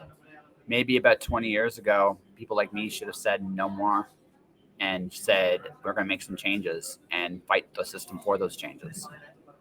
And that's maybe what should have happened, and it didn't. And now it's come to a point where I don't know if that can. We've hit. I don't know if we've hit a point of collapse, and that's where we're going. And I don't know if there's any way to turn that ship around. I really don't want a Marxist revolution that succeeds and becomes like USSR America or USSA or some bullshit like that. Because I have a bad feeling that's like the only the only solution at this point. No, you might, and I don't like that idea. The United States might just fraction to a bunch of different countries. I could see that. I'd hope not, but oh god, I could see it. That may not necessarily be a bad thing. It depends on how it happens, right? But yeah, I mean, it's not a fun situation we're in right now. No, and it's not just you; it's the world. Now, I've been here before. We were here in 2008, so I know what's coming next, right? And that's the housing bubble bursting terribly. That's the next step. It's gonna go pop. And when it gets to that point, can you hear me? I can hear you. I'm just listening to what you're saying. When it gets to that point, now, last time the government was able to bail everybody out. That is not going to happen this time. This time, the stock market's going to get hit. And this time, the housing market, the bubble, is really going to pop. And it's going to be brutal. Like Great Depression levels? We're already there, dude. Oh, Jesus. What do you think's happening? Now this is what, now going back to the Biden thing here. See, if Biden had been smart, he would have actually, the moment the pandemic ended, would have taken the country into a recession. It would have been painful, but it would have eliminated the inflation going on right now, and it would have been far less damaging in the long run to everybody if they had done that now. But the inflation's playing out now. So what happens is there's the inflation, which is painful. Then there's deflation, which is just as painful. And then there's depression. Right? This is why Biden will not win another term. And that's why the Republicans are going to take the White House in 2 years. Oh my God. I don't like this. I don't like the Republican part. I don't think you're wrong, but that's kind of the thing, right? It's just like the Republicans are just so what's the good word for it? They're grumpy, out of touch old men with hemorrhoids. I wasn't gonna say that, but yeah, no, I'm not gonna argue with you on that. Okay, so they're more like they're a caricature at this point. Like they're too on the note. Like I didn't believe for a long time. I'm like, come on, guys, Republican Party cannot be that bad. And then Trump shows up, and I'm like, oh, they're that bad. This is a shit show. I said this. I said this on a podcast about a month and a half ago. You guys have an idea what a president is, okay? Now this idea is hundreds of years old. You have to such a point that you have essentially elected the same guy for 40 years. So, and this image of a president that you have, right, has not aged gracefully. With the technology, the ideas, the knowledge we have today, this idea that we have of what a president is or isn't is out of date. The Republicans are anachronisms of this. And the Democrats are dumb because there's no other way to say it. So you have caricature and clowns. And yeah, that's what you got. Like, I feel like the Democrats are just in this weird place where they're like trying to do the right thing, and yet they just fail utterly, or they just look really out of touch in comparison to the Republicans who are just like, okay, we're just going to be corrupt and spineless and cowardly, and we're just going to go with it, and everyone's going to hate us, but, we don't care because, fuck you guys. That's basically how I see it. See, I look at it slightly different. This is how I see it. Both sides have no ethics and no spine, but they do it in two different ways. One speaks to the language that we're on your side, people. That's the Republicans. And the Democrats says we are trying to be progressive. Right? And that's the difference. But neither of them have spines. Neither of them have ethics. And it's hard to argue which side's dumber at this point in time. Mm-hmm. I really don't have an answer to which one's the dumber one. But I'm an atheist when it comes to this system. So I have no faith in either side. So maybe I'm just a little too cynical. It's probably possible. I'm going to be the first to admit it. But that's just where I see it. Yeah, I mean, I think people are too nostalgic over what America should be instead of actually trying to make changes on what it can be. Yeah. And everyone's like, oh, the 50s. And it's like, well, there was all the racism and all that. But, it's like we could have the country that was promised in the Constitution. Mm-hmm. It's just we need to make the hard choices in order to get there. And it's really, I don't know if us now as a people are capable of doing that. You are. But you're going to have to be pushed. We don't get to this point unless we become complacent. So we got to get the complacency beaten out of us. That's what's happening. That's going to happen next. You know what? I'm not going to disagree with you there. Yeah. Again, maybe you can disagree with me on some of this. I'm certainly I'm only giving you my opinion, but based on I think you're making good points. Do I agree with all of them? No, but I think you're making interesting points nonetheless. Yeah, like I said, it's kind of like Star Wars. We're in that part right now where we're just close to getting someone like Palpatine, and then we're just gonna be fucked. Well, you could argue you might have. Well, the thing is, I think.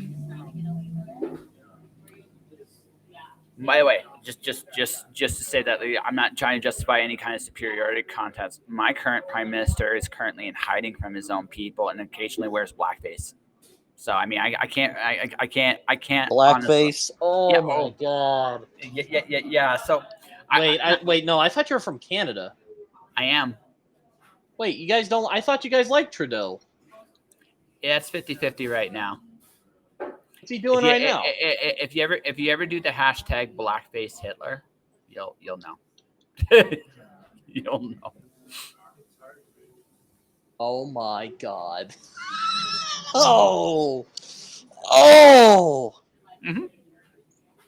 Oh. No. Yes. Oh my god. This is why I'm a political atheist. Stuff like that. Why? I Oh don't. my I god. don't know. It's just wrong. No, That's no, just but wrong. yeah. That's just wrong. But you know, See, like I just want you to anyway. understand. I feel your pain. We have problems too, and you can tell I'm that. sure I know Canada probably has problems, but I'm sure it does have problems. I don't know about them because I'm not from Canada. No, it's fair. I just wanted to put this in perspective for you to say that I don't have all the answers because look what I got to deal with. Oh, Right. Right. So I say it like that, not to be what's the term? I don't want you to feel like I'm coming at this from a point of view that I don't. But what I'm very aware is I can see with my own eyes what is going on. And even whether it's here or there, you can literally see the system breaking down. And people are going to respond accordingly when a system breaks down. Right? This may not be quite as bad as the Great Depression, but it's going to be close. It's going to be close.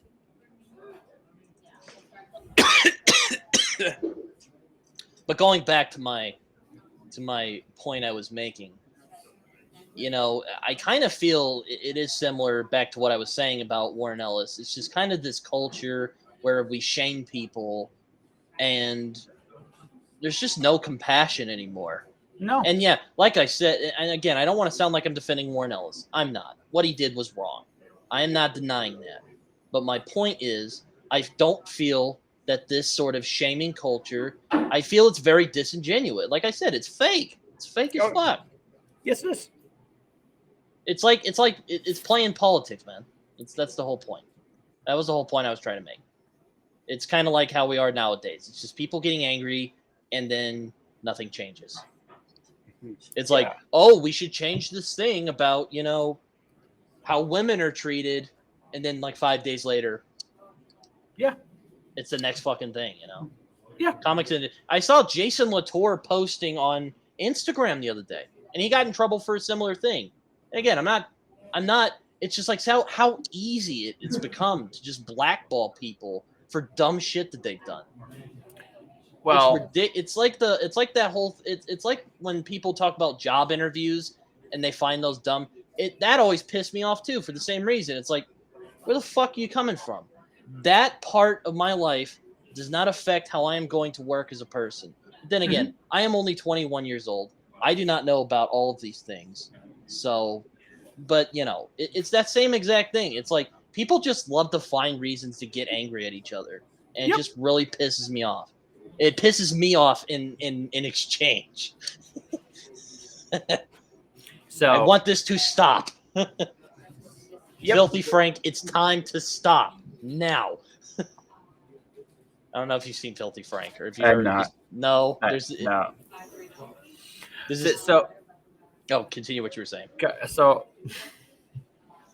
Oh yeah, you finish yours. I'll get to mine in a minute. Oh, it's just like I was just gonna say. It's like the Filthy Frank video where he's holding the clock and he says, "It is time to stop." And that's what I think when I see this bullshit going on. I just think it's time to stop, please. Like, this is not helping. It's bullshit virtue signaling, man. Yeah. And it's stupid. Yeah. And people who are fans, you know why you see all these dudes like, you know, fucking Richard Meyer walking around? Because they've seen the same exact shit. And they're pissed off and they're tired of it.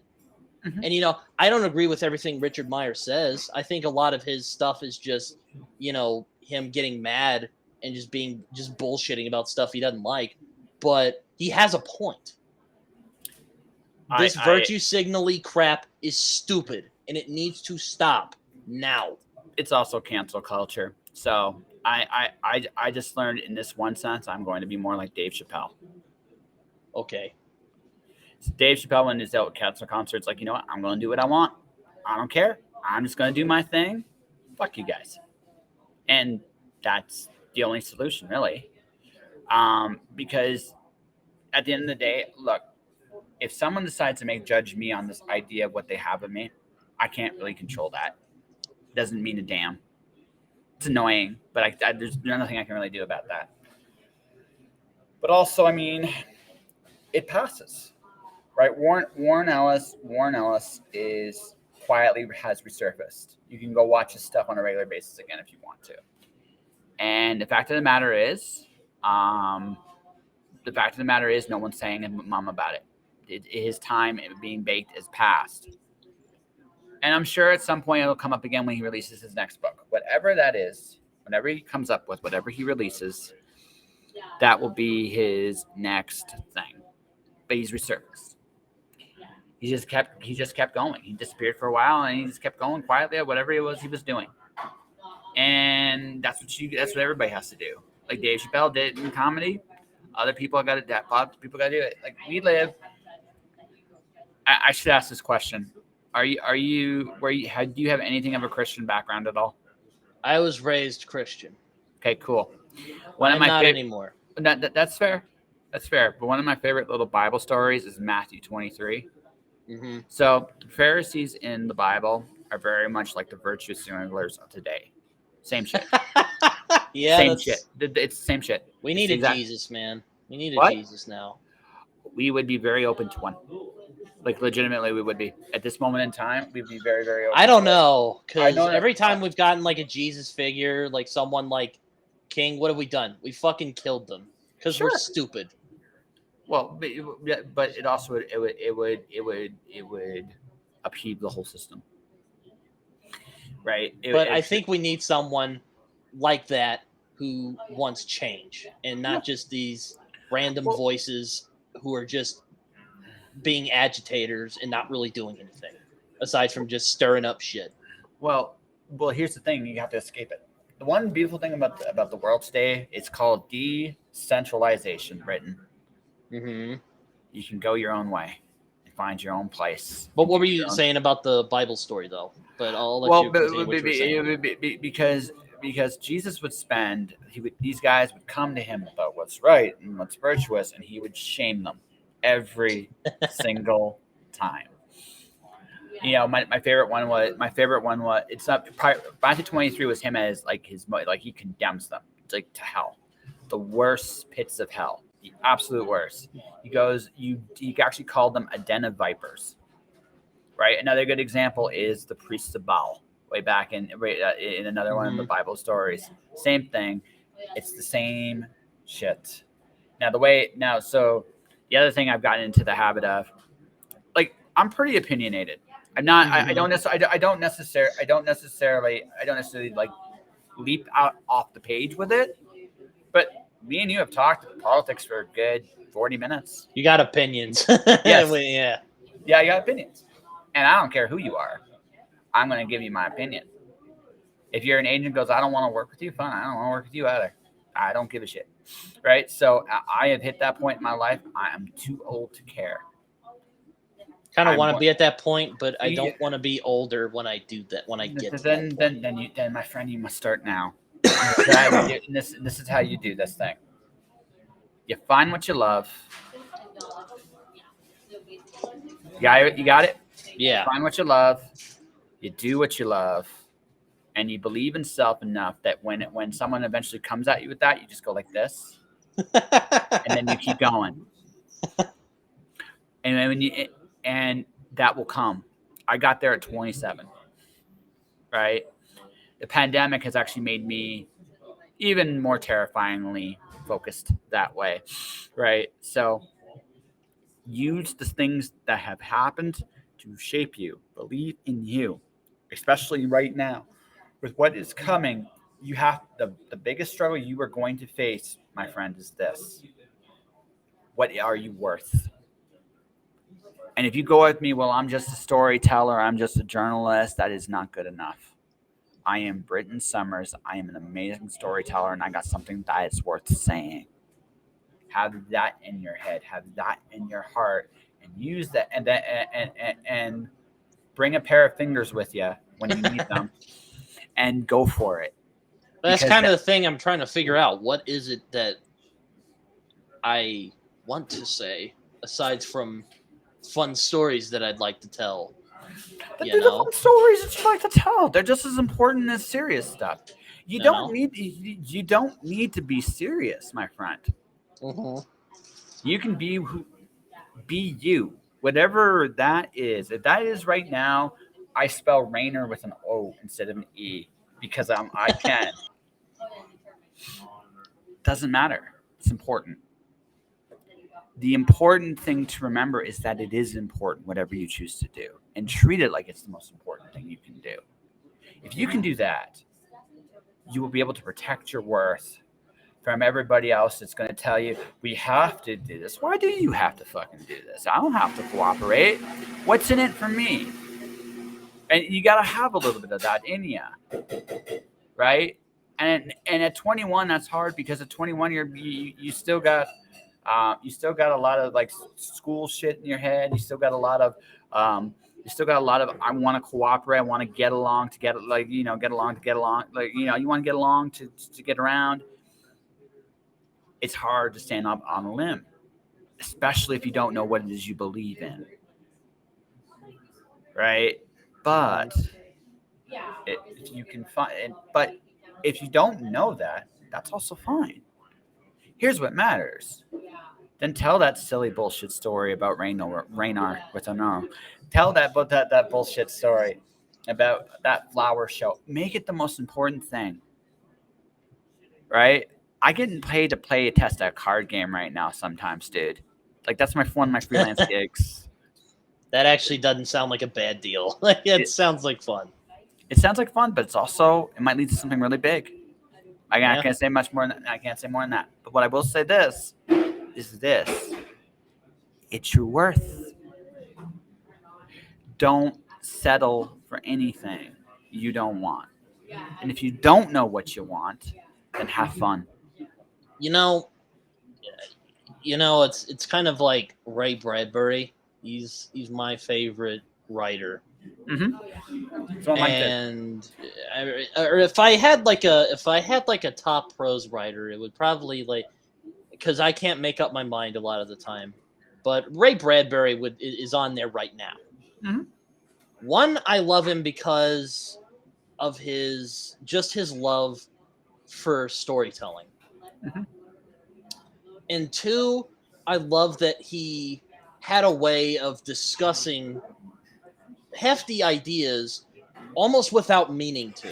Like Mm-hmm. even with like something like, Fahrenheit 451. Like he Yes. didn't intend that to be like something about censorship. He was Yeah. just nervous that people were getting like, too into their phones. You can read about it. It's that's true. Yeah. Yeah. But No, I am a huge Bradbury mark, man. it's, well, I know we've talked about it before and you kind of disagreed. But like you can read about it. He said it. Yeah, that's what he said. And kind of accidentally he talked about, censorship and missing things in life. It's aside from a, kind of story about technology, it's a story about look at all this stuff you're missing Mm-hmm. while Yeah. you're focusing on all of this bullshit around you. Yep. I think that's what is the most. And Fahrenheit 451 is my favorite Bradbury thing, but I think that's the most I get out of that story. It's one of them. It's one of my favorite things about it too. But the other part, well, I mean, we talked about this last time, is are you happy? But I will agree with you completely on this. The majority of this, my friend, does not matter. It doesn't. Yeah, Most of it doesn't. Most of it means shit. A lot of people care about it more than they should because they don't know what they really care about. And I will say this, and folks watching or listening, if you don't know, that is not a crime. Own it. You just don't know. It's okay. I don't know. Yeah. Right? And that's okay. Right? I don't know everything either. Fuck if I know. Fuck if I know what I'm gonna have for breakfast tomorrow. I haven't figured that out yet. I mean, I'm not like I don't have all the answers. But what I do know is this. All right? You don't know? Have fun. What do you give a shit about? Like even just for fun. And just do that. and somewhere along the way, you'll find something you'll fall in love with. And that'll be Yeah. great. You know, I know. It's I know I probably shouldn't be mad at that virtue signaling crap, which I know you No, weren't really talking about that. no. You should be mad about it. In fact, I agree with you for the most part. Right? But, you know, it's like I get the point. It's like it doesn't matter, but it still makes me mad, you know? No. And I think it's better getting mad about something than just like sitting around and, Oh, sure. you know, just being like, oh, that's just how it is, you know? No, It's no, like, no. no, it's, yeah. I'll be the first to be like, that's bullshit. You know, that's good. It's like That's good. nihilism. It's like, oh, nothing matters. Fuck that. No. You know? I Or like maybe, that. or maybe, you know, or maybe someone's like, oh, maybe nihilism's actually beautiful. I'm like, no, fuck that. There has to be something that's, you know, there has to be something that means something to us. It doesn't have to be God. It could be God. That's fine, you know. But it could be anything, you know. Yeah. I guess I'm sort of an existentialist in that way. Well, At 21, you know.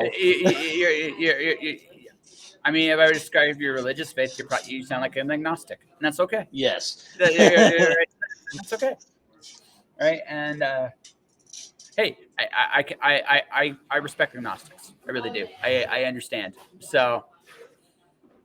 Yeah, I mean, I'll be the first person to be like, fuck that. This is wrong. What? I don't care how you wash it. I think it's wrong, or I think this is right, or whatever. You know, it could be anything. If you can stand on your own with that, my friend, you will have. If you can stand on your own with whether you feel is right and wrong, and you're okay with it, being by yourself to take on the whole world, you will be free. Yeah, there's also the messy parts of that because, you know, sometimes you don't know what's right. But then you openly admit that. I don't know. And it's out. And again, that's okay. It's okay to not know. It's always okay to not know. I think sometimes these situations with the, you know, this whole bullshit virtue signaling crap that's going on, you know, with the creators and all that, I think it could have been solved if they had just kind of swallowed the ego a little bit and just said, look, I don't know. I did something. I may have done something wrong. I don't know, you know. But sometimes people don't like to admit that. And I know the whole Warren Ellis situation is probably different. I think it could be more. I think it could have buld been solved with more humility, I guess. And maybe Warren Ellis or people like that were trying. I don't know, but no. So let's talk virtue. So we're gonna leave Warren Ellis' stuff out of this because we're talking about virtue signaling here. Mm-hmm. My generation were dumbasses, and I'm being honest with I'm not saying you're wrong. I just think that's funny how you said that. No, it's in 2001. You and I could have a conversation. You don't want to get political. We still talk politics anyway. Yeah. Right.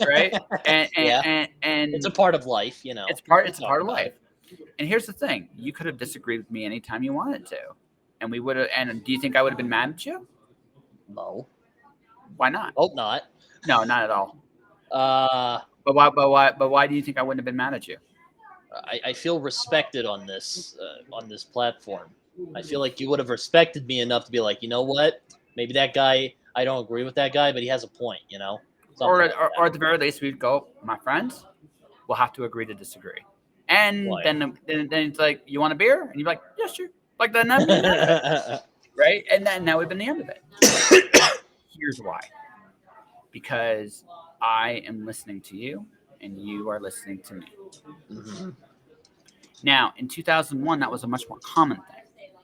Mm-hmm. 2006 or 2007 on Facebook, people started to turn their politics into a religion.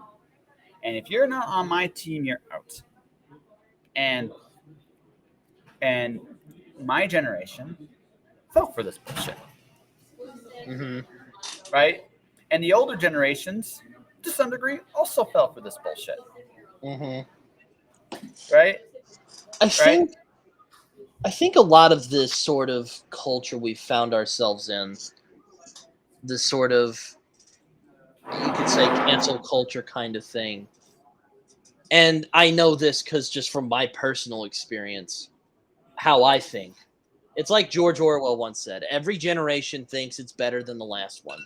And the ones in the future think something like that. I forget exactly the quote, but it's something a lot like that. Medication's gone on. But he was right. He was totally right. It's just, I think a lot of it came from a genuine place that, Mm-hmm. look, there's stuff in our world that is bad. And we don't want to just sit down and just be like, okay, it happened. We got to acknowledge that it's wrong, which isn't a bad thing. That's fine. I sympathize with that. I get that. But I think it's gotten so bad. It's such an extreme that we Mm-hmm. can't really, like, it's like you said, we can't really, like, talk anymore. So It's such a weird thing. It's weird how it works. I was this back in my day, because I'm not old. I remember when Ann Coulter first came on the Jon Stewart show. Oh god. I know of her. Yes. Yes. No, very much But I never forgot what Jon Stewart's rebuttal to her was. Because I thought that was one that he ended her right before she ever really began, and no one paid attention. She was trying to do the liberal conservative blah blah blah blah blah blah drink blah blah blah blah, and that song and dance. First, so did you read the book? And Jon Stewart says yes, but I don't read well, which I thought was a pretty funny response to her book. All right, humble. Always take the humble approach when you're trying to listen to somebody. It's a great way of doing it. Mm-hmm. And he listened to her for about 5 minutes and goes, "Listen, I think the real battle is not liberal versus conservative. I think that's an old fight that's been settled decades ago. This is it's moderation versus extremism. Now, see, I believe, and he said that, I think 1990, I want to say 2001. We'll say 2001 is when he said that. Might be a little around, it could be as early as 98, as late as 2003, but somewhere in there, whenever he first had Ann Coulter on the show, he had that conversation with her, and I remember that conversation. We as a culture stopped compromising with each other around that time. We stopped listening. We stopped going, might is right and I'm just right, and I'm just going to look down my narrow window. This idea I have, I'm going to bulldoze with no matter what. Well, and in the early 2000s, it was the Republicans. That's why you got all the nasty stuff. The Republicans were the bulldozers. In the last 2 years, it's gone the other way. So now,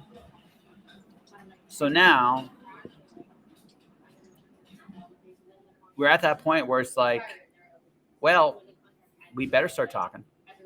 We better start listening to each other. We better just openly disagree with each other too. It's okay. So we might get fucked if not. Yeah. Yeah, that's where we're at. That is legitimately where we're at. And hopefully, anyone watching, listening to this, look, if there's one thing I hope this conversation with us, you've listened to us with, had, it's this: you can respect your fellow man and disagree with him. You can also still respect. Britton's 21. One of the thing I could be like, well, I've seen way more than you, Sonny, but that's disingenuous to Britton and his own experiences. I hate when people do that. No, yeah, absolutely. It's disingenuous. I was just about to say, I hate. My grandma does that. She's like, Yeah. I remember when people could just talk and yada yada. I'm like, well, yeah, you remember an idealized America though. You don't remember the uglier aspects of that time, Well, here's the thing: you live in this time, and you see the same. Now, I still live in this time too, but hindsight's a thing. Certainly. Yeah. But the thing is, you're coming into it, so you definitely have a passion. I don't anymore, and I should respect that. Now, I have experiences you don't. Well, yeah, but that goes both ways. Mm-hmm. So I'm going to at least hear you out, as long as you are actually saying something and not wasting my time. right? So, right, as long as I don't hear like I'm a repeat of a rhetoric I've heard before. So, I'm good with that. But here's the point, folks. This is where I'm getting to. If we don't start having these conversations now, before things get really, really bad, then things might get really, really stupid in a few years. Listening Lord. saves a lot of violence. Just saying, folks. I will say, on a little side tangent, one of the things, I don't, I feel like you have to kind of preface everything nowadays Don't preface to anything. just Just say, say, you can't say I like this person even though I disagree with them at times. so what? It's Yes, you can. Yes, you can. it's like with Jon Stewart. I like Jon Stewart, even though he's far more, left than say. I consider like, if you want to call me something, classical liberal, right? Which is basically, yada yada. Anyway, I like that he's smart and that he's willing to listen. Mhm. Even if he'll talk to pretentious douchebags like Bill O'Reilly, I respect that he'll do it. I know I would probably get impatient really quickly in a Fox News uh, room because I fucking hate Fox News. I, I don't like Fox News. It's fucking propaganda in my view. Yes, it But is. I'm glad that he has more. I guess it's more that I respect that he has something that I don't. I respect that he's less stubborn than I am when it comes to that sort of thing. Like he has some humility to walk on Fox News and actually try to engage with those people, even though they're little more than propagandists. And you could say he's so above all of that. That's why people like him, right? Because he doesn't bullshit. Or He does a little maybe bit. he does. Maybe he does a little little- bit for comedic yeah, effect. he does a little bit, because he but- is a comedian. They all do that, but he feels more honest. He Yes, feels no. like he's speaking to our time. That's why people like the Daily Show, right? People like the Daily Show because he's an incredibly sharp. He was of an incredibly sharp mind for sure. But and then Or this maybe will be you what agree with me on why I like Jon Stewart. And I don't think no, he's no, like no, the, no, no, no, no. I don't think he's the deepest political thinker in the world or anything, but No, you he's know, not. But it's just like he's a comedian who's made really great points, and I think he's a very intelligent man. very much so. But I think he's made a lot of great points. sure he has. Same thing with Stephen Colbert, but I'm not as enamored. you're with not as Colbert. big into him. No, I'm not as enamored of Colbert. How do I put this? This is how I would put this. This is the lesson you can get from Jon Stewart. And first off, all your news is propaganda. Sometimes I've seen your news. I'm not saying this is every time, mind you. Sometimes Fox is the more balanced one. And I don't say that like dude, have you watched CNN really up close and personal? I have seen. I don't like CNN either, but I hate. No. Fox News. I'm just hate it. No. I'm just saying you gotta call both sides of the coin fair. Don't bother. I know. Right? I am not trying to be unfair. All I'm saying is that I hate Fox News. That's fair. Hey, I don't know. And I think they're awful. I'm not going to. I know a lot of people want to pull that whataboutisms about so many fucking whataboutisms nowadays. But that's another thing. But you have to. But the thing is, you got this is about your own integrity. You gotta be look at it. You gotta look at everything. You gotta look at if you're gonna hate Fox News for certain things, then you gotta look at everything else under that same lens, right? I guess they're. I'm probably gonna get blasted, but I guess it's because they're less restrained than some other news. Like I'm sure CNN does it too. I don't watch CNN now. I don't watch a lot lot of mainstream news because a lot of it is just getting mad at bullshit. A lot of it is pure poison at this point. Doesn't matter what network you're on; it's pure poison. But again, sometimes Fox looks like the rational one between the two of them. I'm not saying all the time. Yeah, sure, sometimes. But no. See, I'm with you with the ugh. See, I remember when they were the only irrational group on the planet, and Now, I know they hated them back in like early 2000s. That would have been my heyday. No. They were freaking monsters in the early 2000s. Like I probably even more so than they are now. And that's saying something, because I remember Tucker Carlson with the bow tie back in the Oh my CNN god. days. So it's saying something, right? But have you seen the Jon Stewart's? Going back to Jon Stewart real quick. Have you seen the one where he goes on Crossfire? yes, With no, Tucker dude, Carlson, and that he's was- just that like, was- stop. no, Just he stop. no, he destroyed them. Like Oh my god, he yes. destroyed them. He destroyed them. Like, but here's the thing. This is the lesson for you, and then we're going to wrap the show up. You are going to have the opportunity, if you decide to go down this journalism path, you are going to be dealing with all of these networks. And you are a good man that wants to serve people. That's why you're a journalist. Well, yeah. Right? I'm going to tell you something. These companies are the shits. They really are. It sounds like my uncle. He's always like, "Oh, try not to sell out for them," and it just annoys me because it's like, what? I'm not going to tell you what to do with your life. That's your business. This is what I'm going to tell you. But I hate the idea that I would sell out. You could say, no. But, I digress. I get that entirely. I hate that too. And I'm not. Britton, I don't care what you do with your life as long as you're happy doing it. I will never call you a sell out. As long as you're happy and as long as you're doing good things, I don't give a shit what you do. And I say that not in like a mean way. I say that in, dude, do what you want. Whatever you go, I believe in you. God bless. Right? I mean that. But if you are serious about the journalism thing, you are going to have to learn how to deal with these people. And the fact of the matter suck. It is. It is. But this is where I dread that day. No. This is why I didn't become a journalist. This is why I didn't. I didn't think I could do it. So that's something you have to ask yourself. But if you are serious about this path, you are going to inevitably deal with these people. Now, say what you want about Fox, the news brand. Fox, the brand, is amazing. If you look at what they've done in terms of their business strategies, they're brilliant. I don't really know anything about that, but I'm sure you're right. This is what I'm suggesting for you. Research these people.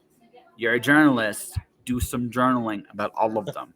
It's a good idea, because you're going to have to figure out a way to, if not sell out, whatever the hell that is, you're going to have to figure out how to, at the very least, when you get the opportunities to go on some of these platforms, because Fox is a platform, so CNN, so MSNBC, all these fucking things.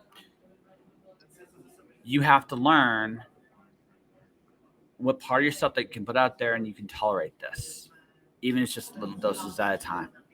Because I understand that too. But you gotta figure out, you gotta find that, whatever that is. Okay, that's what you're gonna have to do.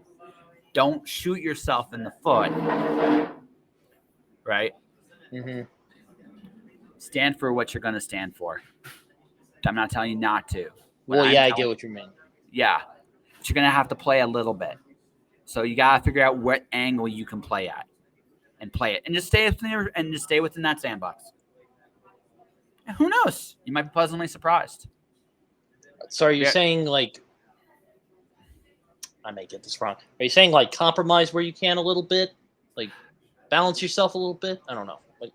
Well, here's what I mean. You're gonna deal with people in this business. You ain't gonna like very much. You're just not. You're gonna smell their bullshit a mile away. You're gonna smell it, but you're gonna have to deal with this because it's the job. You're gonna I've already kind of dealt with that, but Yeah, the higher you go, the more that will smell. I'm just letting you know that up front. So what you got to figure out is, okay, it is a little bit of a compromise, but it's also just the reality is, and this is the thing, you don't want to go too far this end, but you got to have it a little bit, and it's this. If I speak out and put the Wrath of Britton on the air, Will it ultimately change anything? Probably not. I mean, I'm just one voice Oh, no, in but millions of people. No, no, You no, no, know? no. Don't make that mistake. Don't make that mistake. Here's this. No, the Okay. machine. What? No. Hear me out here. You are. I'm If you're hearing a you. reporter, you're going to be reporting. People are going to rely on you to understand what's going on. Your voice matters. It really does. The correct answer is how do you use it to make the changes you really want to. Going out onto an outburst because just the principle of boxer shit. Let's be honest, they are right, Yeah. right. But that doesn't help you. That doesn't help you one bit. hmm If you go out there and go, blah blah blah blah blah, some people go, yeah, and you know what you're gonna be out of? Food, because you just cost yourself a paycheck. hmm You understand that sometimes your voice, but if you say your piece at the right time, it might change everything. hmm Your voice is that powerful. But you gotta believe. This goes back to something I said earlier. You're not just one voice; it's your voice. Have faith in that, but also realize. Also ask yourself this: this is the road you're going down. How can I best use my voice to get the result I want to get? hmm Think about that when you go on CNN. Think about that when you go on Fox. Think about that when you go on MSNBC. If that happens, if or when that I don't. happens. We're having this conversation. There's a chance. So I want you. So this is. I admire that you are willing to take stands. That's great. And honestly, I'm not telling you don't. I that's the thing, Yeah. right? You have to Yeah. operate in the system, To a point. and I'm To a sort point. of, I am kind of in that stage of my career, if you want to say, because I like guys like Hunter S. Thompson, Mhm. or even Tom Wolfe to a lesser extent, or even Norman Mailer, angry dudes who wrote about the times that they lived in. Yep. Like if I like maybe without the drugs, but if I had like an aspirational thing, I would probably be like those guys. Like maybe without like the drugs and like weird shit and the ego type of shit. So I don't care for any of that ego bullshit. Okay, fair enough. But Or okay, that's what but I'm gonna say right now. That could change in the future. Maybe ego can be a good thing. I don't know. to But I generally don't have patience for it. and that's fair. I'm not. Like I'm not even. there's this guy I interviewed. Not gonna name him because I don't want to get blasted. But this dude literally had to make me play for an interview. He was basically fucking leading me around. Because, Yep. like my boss told me, he said, he's a prideful guy. He wants you to work for it. And I'm like, all right. Because on the one hand, I am angry. I wouldn't say I'm an angry person, but when it comes to journalism, there's a guy called M. Scott Carter, great dude from my state who's a journalist. And he says, good journalism should piss you off. And I'm Mhm. like, yeah, I fuck with this guy. I agree. But then you have to deal with, this kind of bullshit where Mhm. where it's not really an angry story. It's just like a story about, this dude and he was like he was doing something in my college. I'll just say that. I don't want to specify because I don't want to get like, Yeah. Keep going. blasted. Just keep going. Don't worry about it. It's there's that one hand. And then on the other hand, I'm a dude. I have a job. I have shit I got to do. Because my boss rides my ass about getting stories in. I can't fucking do this. I can't fucking play around while you're wanting me to play for it, whatever the fuck that even means. And I'm sure there's a good part of being able to play for that. And I did eventually get the interview because he Oh, yeah. respected that I had follow through. He said that later. This dude has follow through, and I respect that.